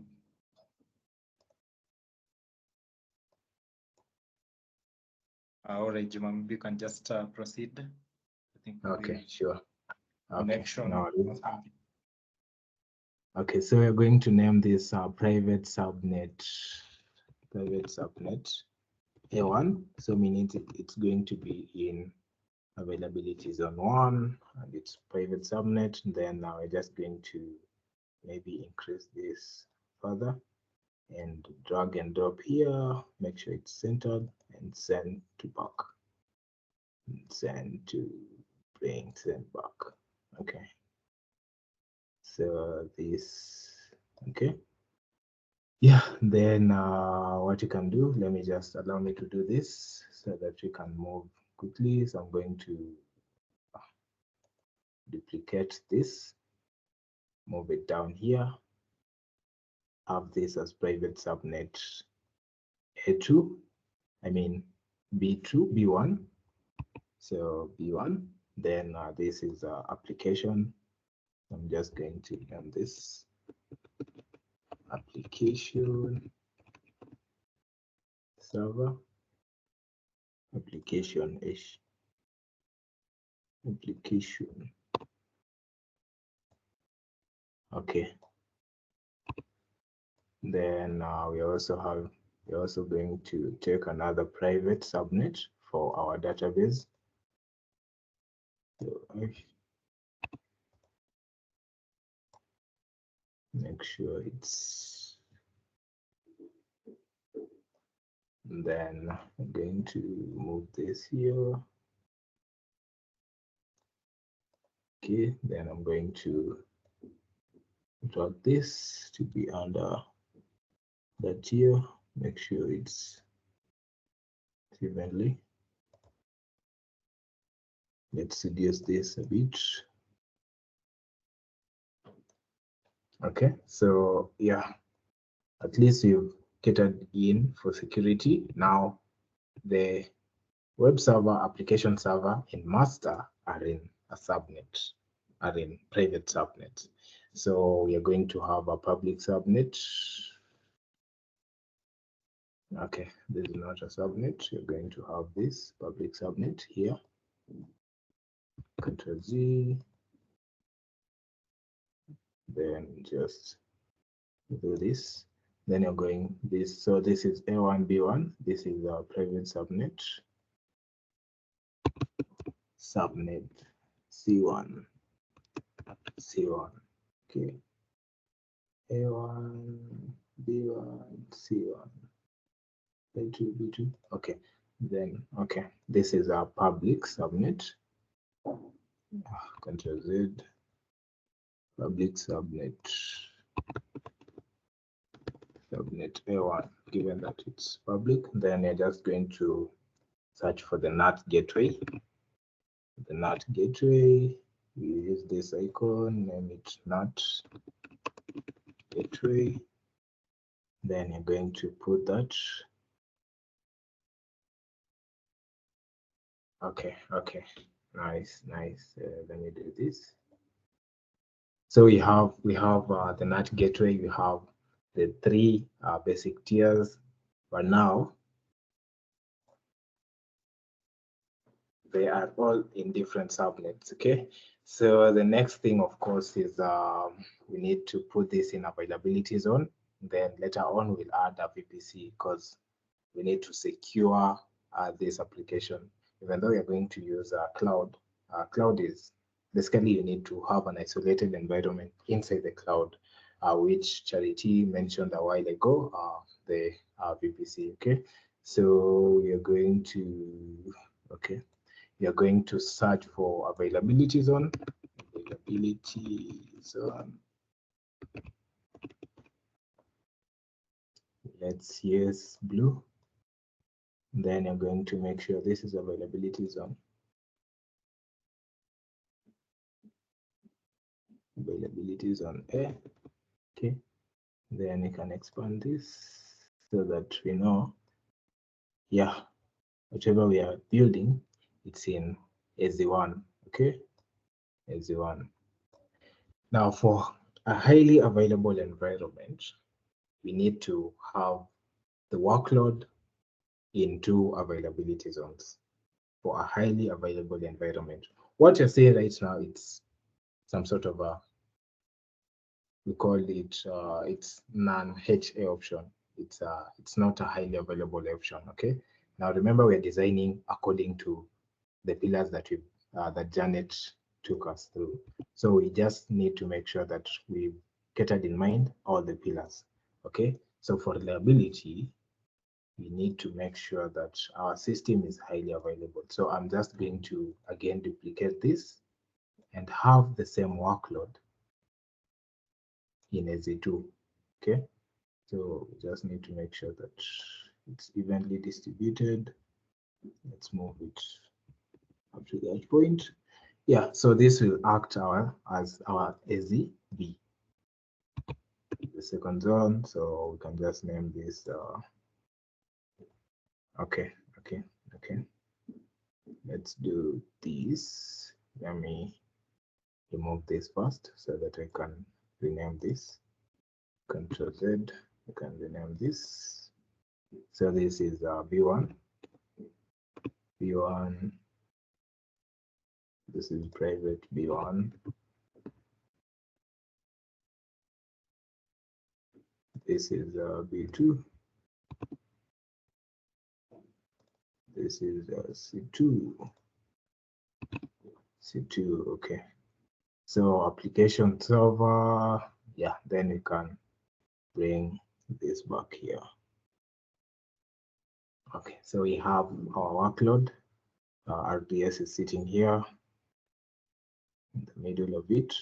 We have our workload in two availability zones, availability zone A and availability zone B. Okay, so the next thing is that we need to have a mechanism to distribute traffic across this availability zone. So the first thing for making this system to be scalable, we need an auto scaling group for the web server and application server. So I'm just going to search for auto scaling.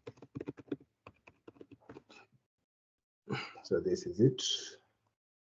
Control Z. So we need to make sure this is evenly distributed and extend.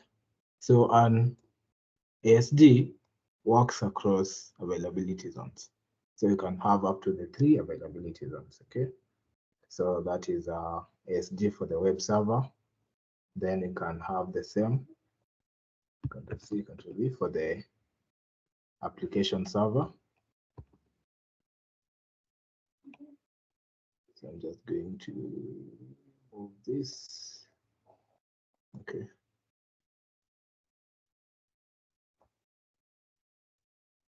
To the application server, make sure your diagram is neat. So we have auto scaling group, 1 for the web server and 2 for the application server. So meaning the web server can scale independently and the application server can also scale independently. So this should be, this is not a master anymore, but it's actually a slave. So a slave, we say that this is a standby. Okay, let's see if we can rename this. Let's see. Okay. This should be slave.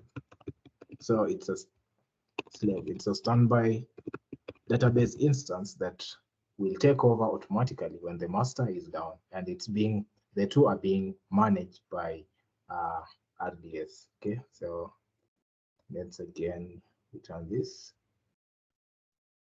Okay, one key hack of using .io is, for instance, you first need to start with the inner services, because right now it will be hard to edit this NAT gateway given that we've already it to availability zone. So always make sure that you start inner so that you don't face such a challenge of renaming it. Okay, so that's why you're seeing me moving the availability zone before renaming the inside server. So yeah, that can be a hurdle when using this app, but just make sure you do that. So you're also going to make sure that this is being, so we are just going to show that the RDS is managing master and slave. So what you can do is I'll search for generic grouping. Then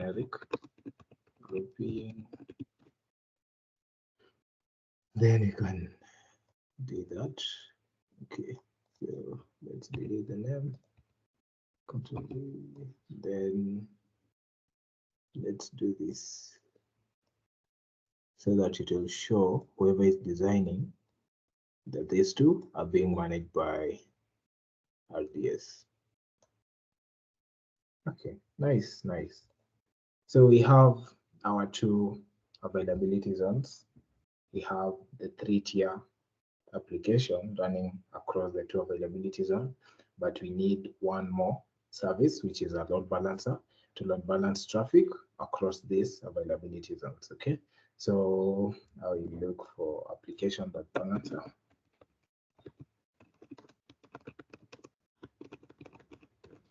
And remember, load balancer will also sit in its own subnet. Okay, but for doing purposes, allow me just to do this. Allow me to do this, and I'll use arrows. So that arrow and this arrow.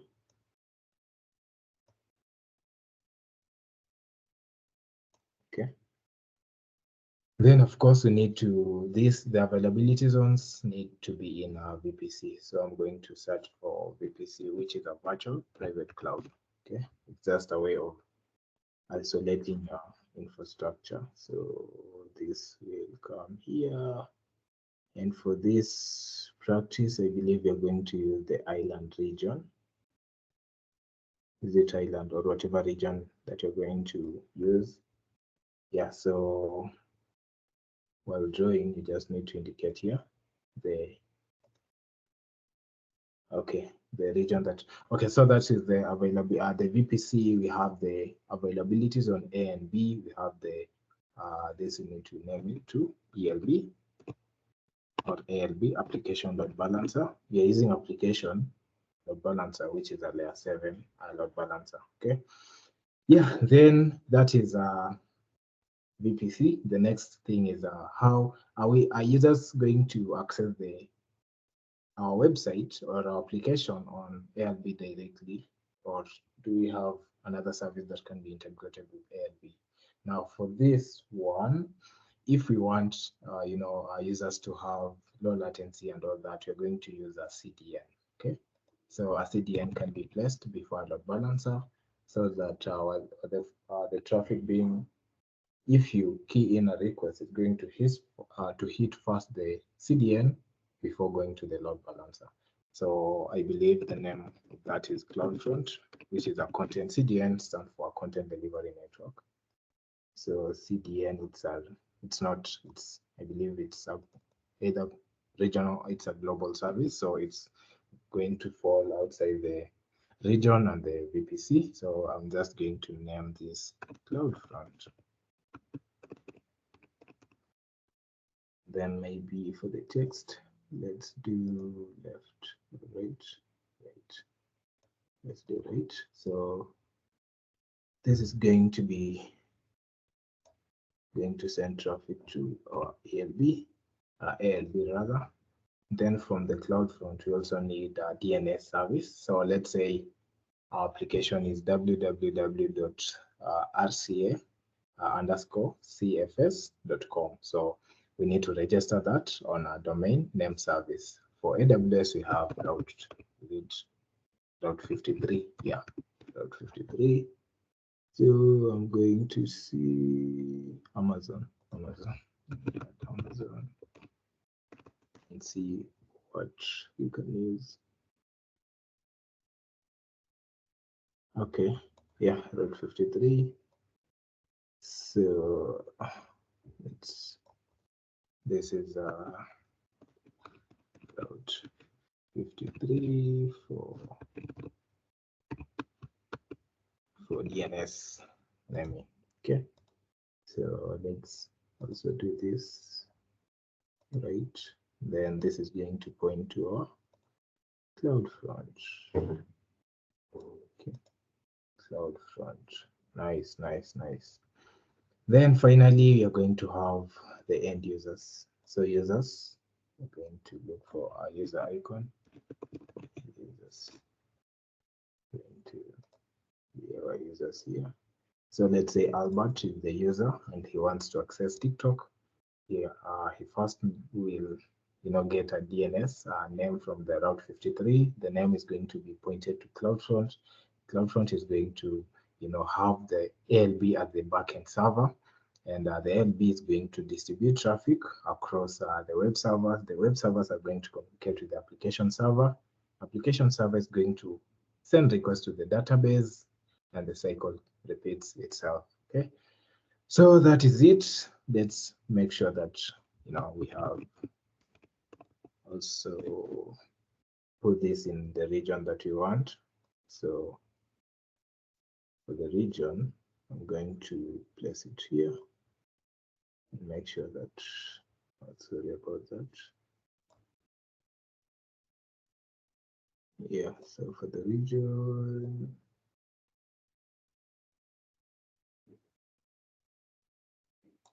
for instance, if it's, so we also need to name this, let's say, Africa, bracket, Cape Town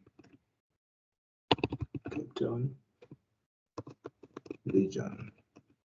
That's just an example of a region that you can use. So that is Africa Cape Town region. Okay, we forgot to have this arrow here. Then this 9 users, you can put it on our right. Yeah, then finally you're going to look for AWS to show AWS. More results.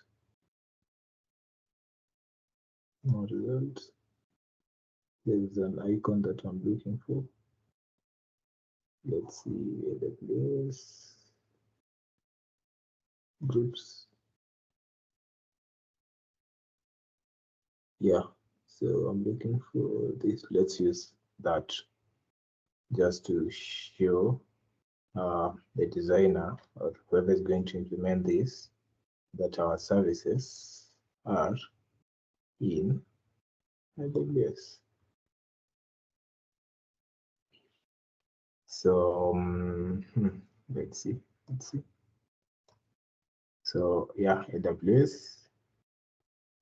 Then you have the region is Africa, Cape Town. We have a VPC, availability zone A, availability zone B, and our 3-tier, which includes a web server on an EC2, application server on an EC2. We have auto scaling group that scales our web server and application server independently, and we have our database, which is our MySQL, being managed by RDS.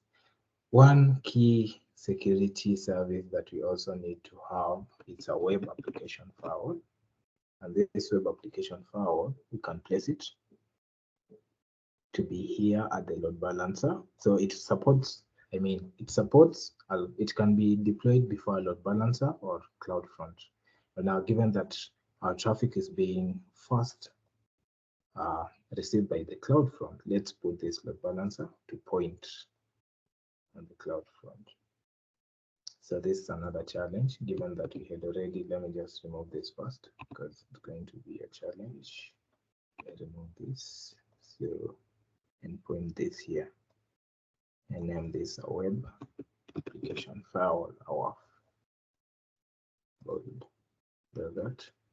Then here, let's use the rectangle. I hope you're not going to. Let's use this.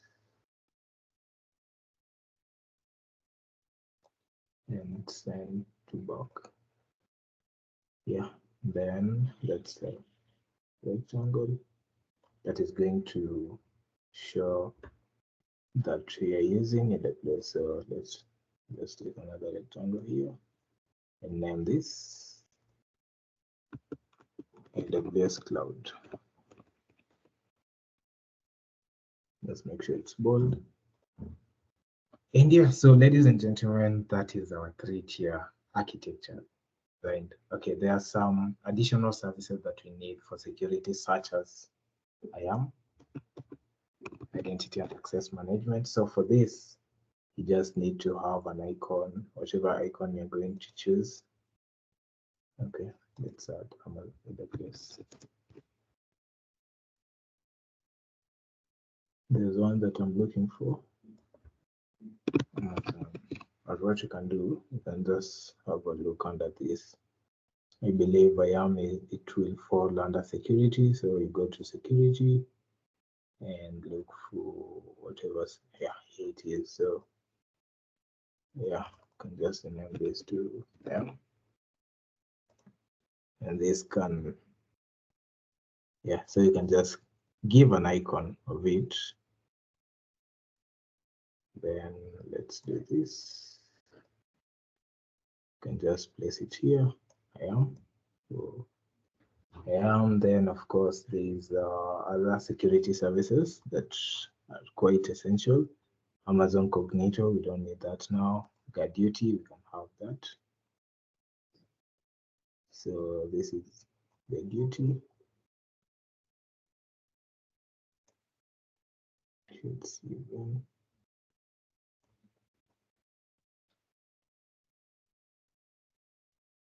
Okay, so this is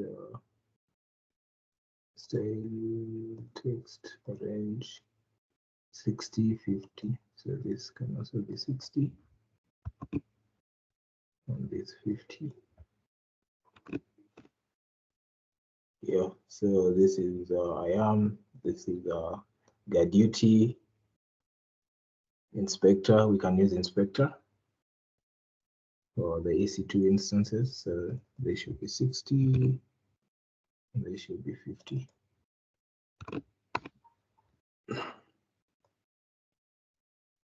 Inspector, what else? WAF, we already have that. Then KMS for key encryption, you can use KMS. This should be 60. it should be 50. Yeah, so those are just a few security services that you can use, but according to the workload, you can actually go ahead and add others. And of course, you're going to include Terraform as a infrastructure as code tool that you're going to use. So just look for Terraform.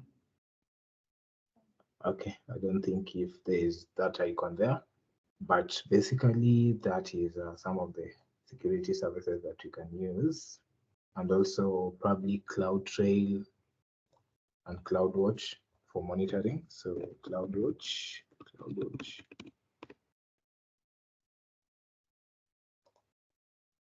Can add that.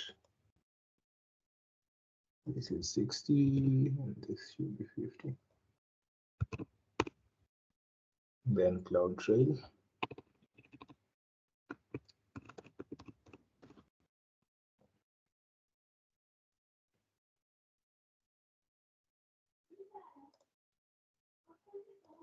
Should be 60. Enter, and this is 50. Then you can just place them here. This here.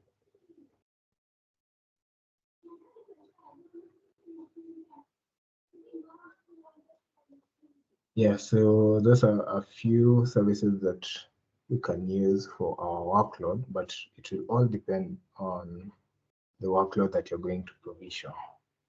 And that, ladies and gentlemen, of course, for the security groups, you need to, one, have, for the subnet and ECS, you need to have knuckles for the subnet, security groups for the web servers, and also for internet access, we need to have an internet gateway for the access. Yeah. Now, if the client or whoever you're handling wants a highly available environment, this is and it's a 3-tier basic architecture, this is what you can propose or draw for them. But if they, maybe for cost, they want some sort of cost optimization, we can actually bring down the availability zone B and only use one availability zone, but that means our system won't be reliable, won't be highly available and all that. So you just need to make sure that whoever you're handling, you be as honest as possible. Explain to them what are the limitations of using, prioritizing one pillar over the other and all that. Yeah, so that is it, ladies and gentlemen, on the 3-tier architecture diagram. And as I mentioned, we need to have a discussion around this. Have we implemented all the 6 pillars? Okay, away from sustainability, the remaining 5 pillars, have we, while doing the design, have we implemented all the 5 other pillars of the well-architected framework? So this is a conversation that I want to pose to you guys so that you can have a discussion around the same. What are the services that you think have, enabled our design to be secure? What are services that do enable maybe reliability, cost optimization, and all that? Yeah, so I'll leave the conversation open for any views from my audience. Thank you so much.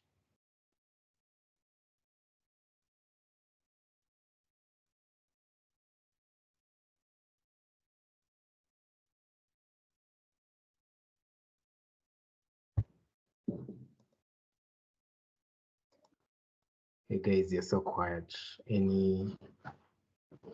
What do you guys think? Have we catered in for all the 6 pillars?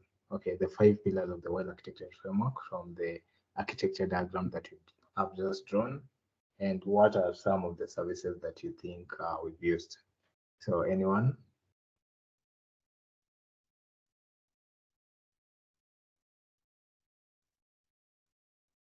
Okay, yes, Makrin.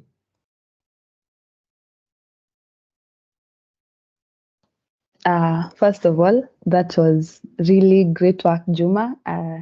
As for me, not being a solutions architect, I would have done maybe not really good work than you've done. So for me, it's just one thing. Yeah, we need a bastion host for the for the DevOps so that they can be able to do updates on the servers and also ping or SSH into the servers from their local machines. So we need a Bastion host on the public subnet. Yeah, so yeah, I think it will be best if you put for us the Bastion host. Yes, that's all for now. Otherwise, the architecture is good. The security is well catered for. The availability aspect, the reliability, and also yeah, the database, it's highly available and everything has been taken care of. So maybe I can add one thing. So for the high availability and the ASIS, when you, okay, this is just an advice to everyone. So when you architect a design like that, you have to decide whether both the ASIS will be active or active passive, or yeah, for disaster recovery, you need to know your RPO and RTO, that is recovery time period and recovery period objective. So, okay, that's a topic for another day, but just keep that in mind, the active, passive thing. So just go and look up on that. Thank you. Okay, yeah, thank you so much, Maclean, for that. And yes, you're right, because remember, our application and web servers are sitting in private subnet. So we need to have a Bastion host for the developers to SSH into the web server or application server. But now if we had the web server sitting on a public subnet, that could be much easier to SSH directly from your local device, although that is not a secure approach. So yeah, practically we do need a Bastion server in a public subnet to be able to SSH into the private, the web server and application server to do the configuration. Thank you. So yeah, next we have.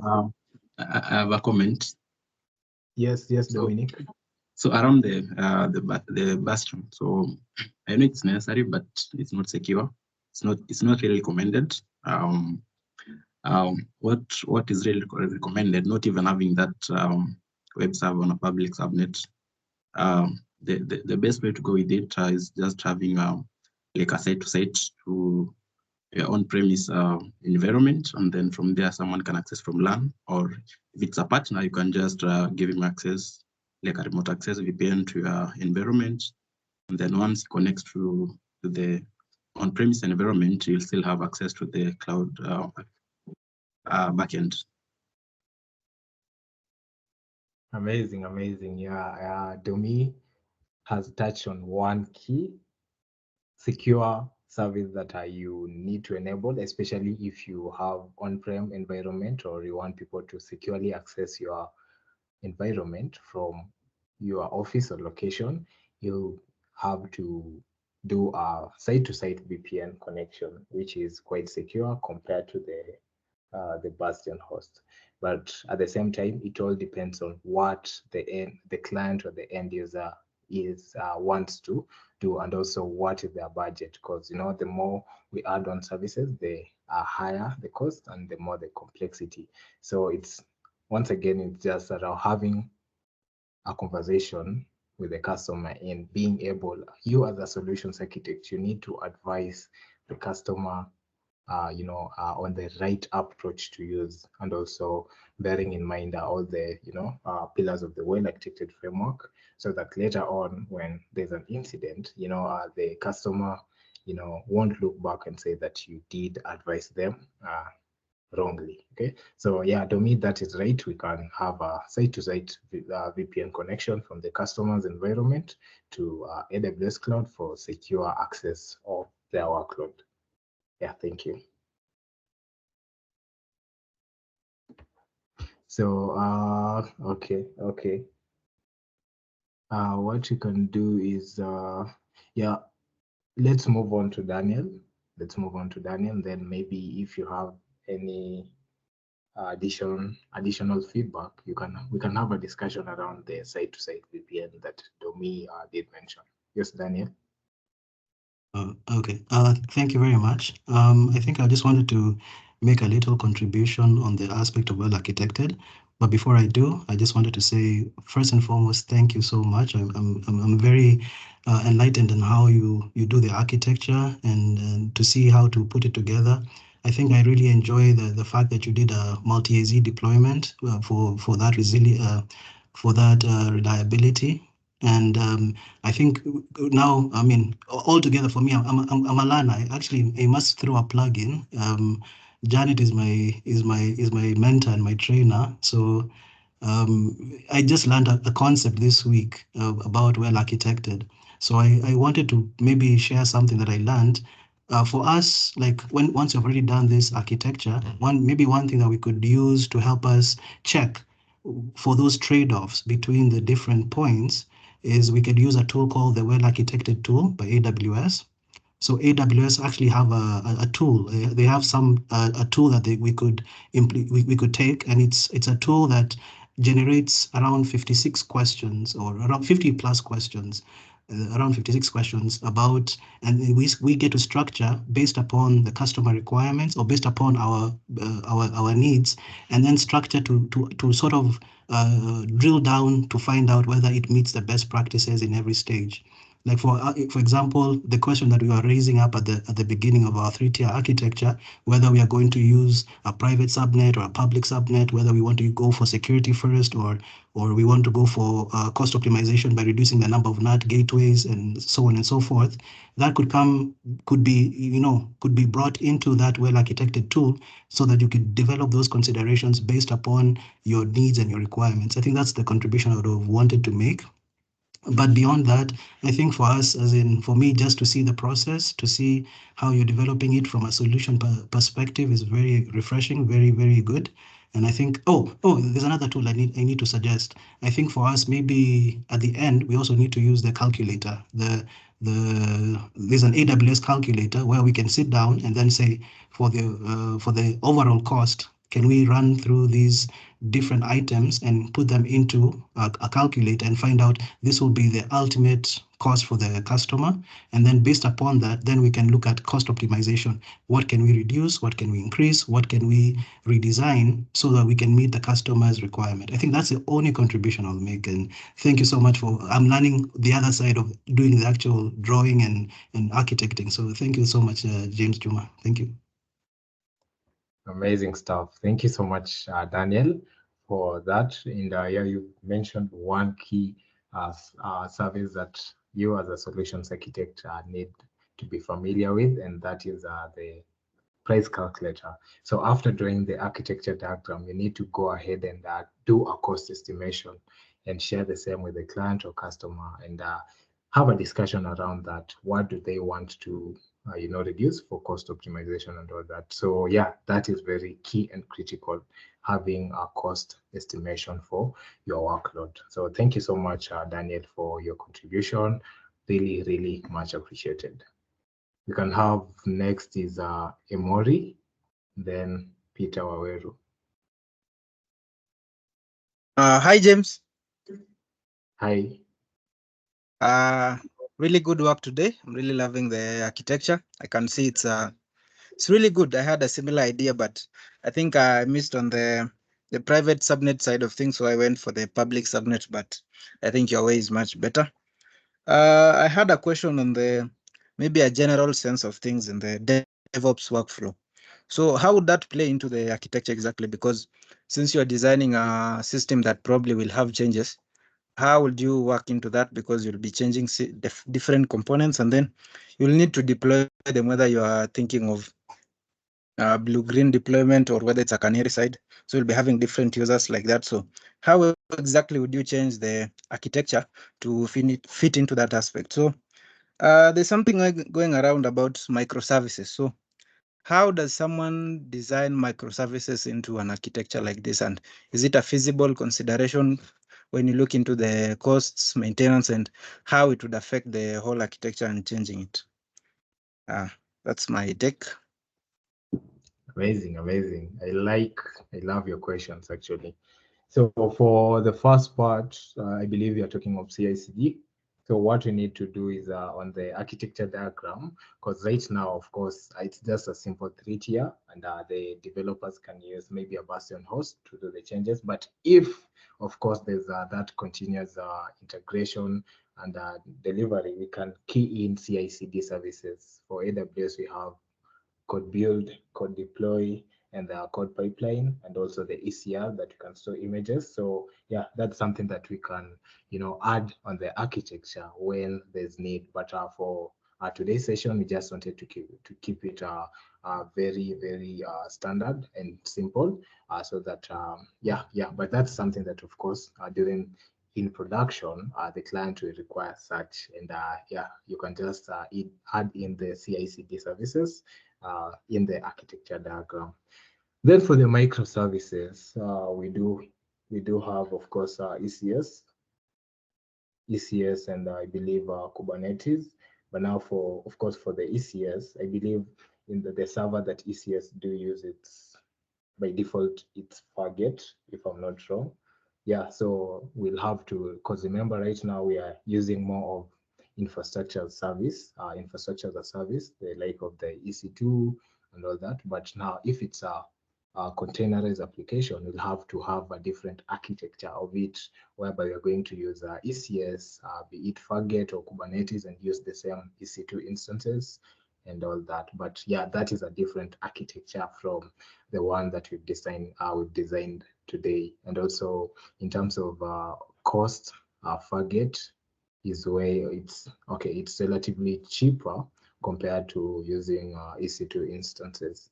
Yeah, so that's a different architecture that can be drawn in terms of the microservices.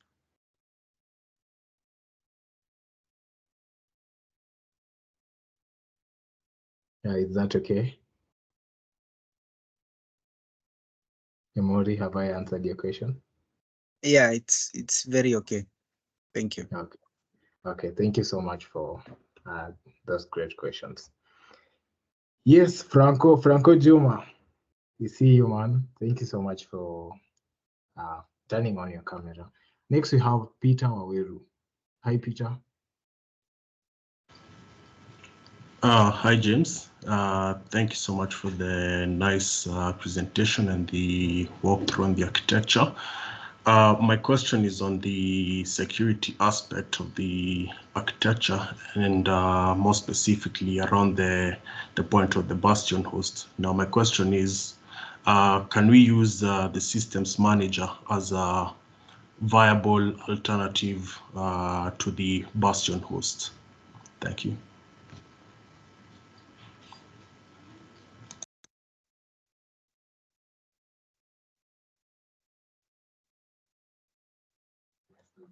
Okay, Peter. Yeah, that's amazing question. Systems manager. Could you kindly remind me the work of what does systems manager do? I think I'm confusing that with secrets manager. Okay, so just a light overview of the systems manager. So the systems manager basically helps manage the configurations of your EC2 instances, or basically your compute resources, and it essentially simplifies the management of the EC2 instances, such as offering a simplified way to manage the SSH keys and access management through IAM. And the secrets manager, I think, focuses more on passwords or security protection and something to that tune. So I think that's a basic overview of the systems manager. Okay, yeah, thank you so much, Peter, for that. Yeah, and I believe that is a service that can be of great benefit, especially in security, that we can add in the architecture diagram. Yes. But now maybe let me open this conversation to everyone else.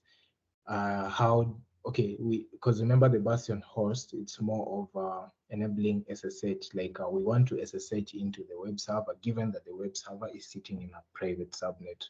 That's why we need to have a Bastion server in a public subnet so that it can be able to SSH into, the web server sitting in a private subnet. But I believe the systems manager, it will complement all these other services, making sure that, there's of course, I believe there's also end-to-end secure end-to-end management solutions for AWS resources and all that. And yes, I believe it's an added advantage added service that we can incorporate into our architecture diagram. It's just that I've not handled that before, but I'll just leave it open for the entire group to have a discussion around that. AWS Systems Manager. What do you guys think? Can we add that in our architecture diagram to, of course, enhance the security aspect of the well-architected framework?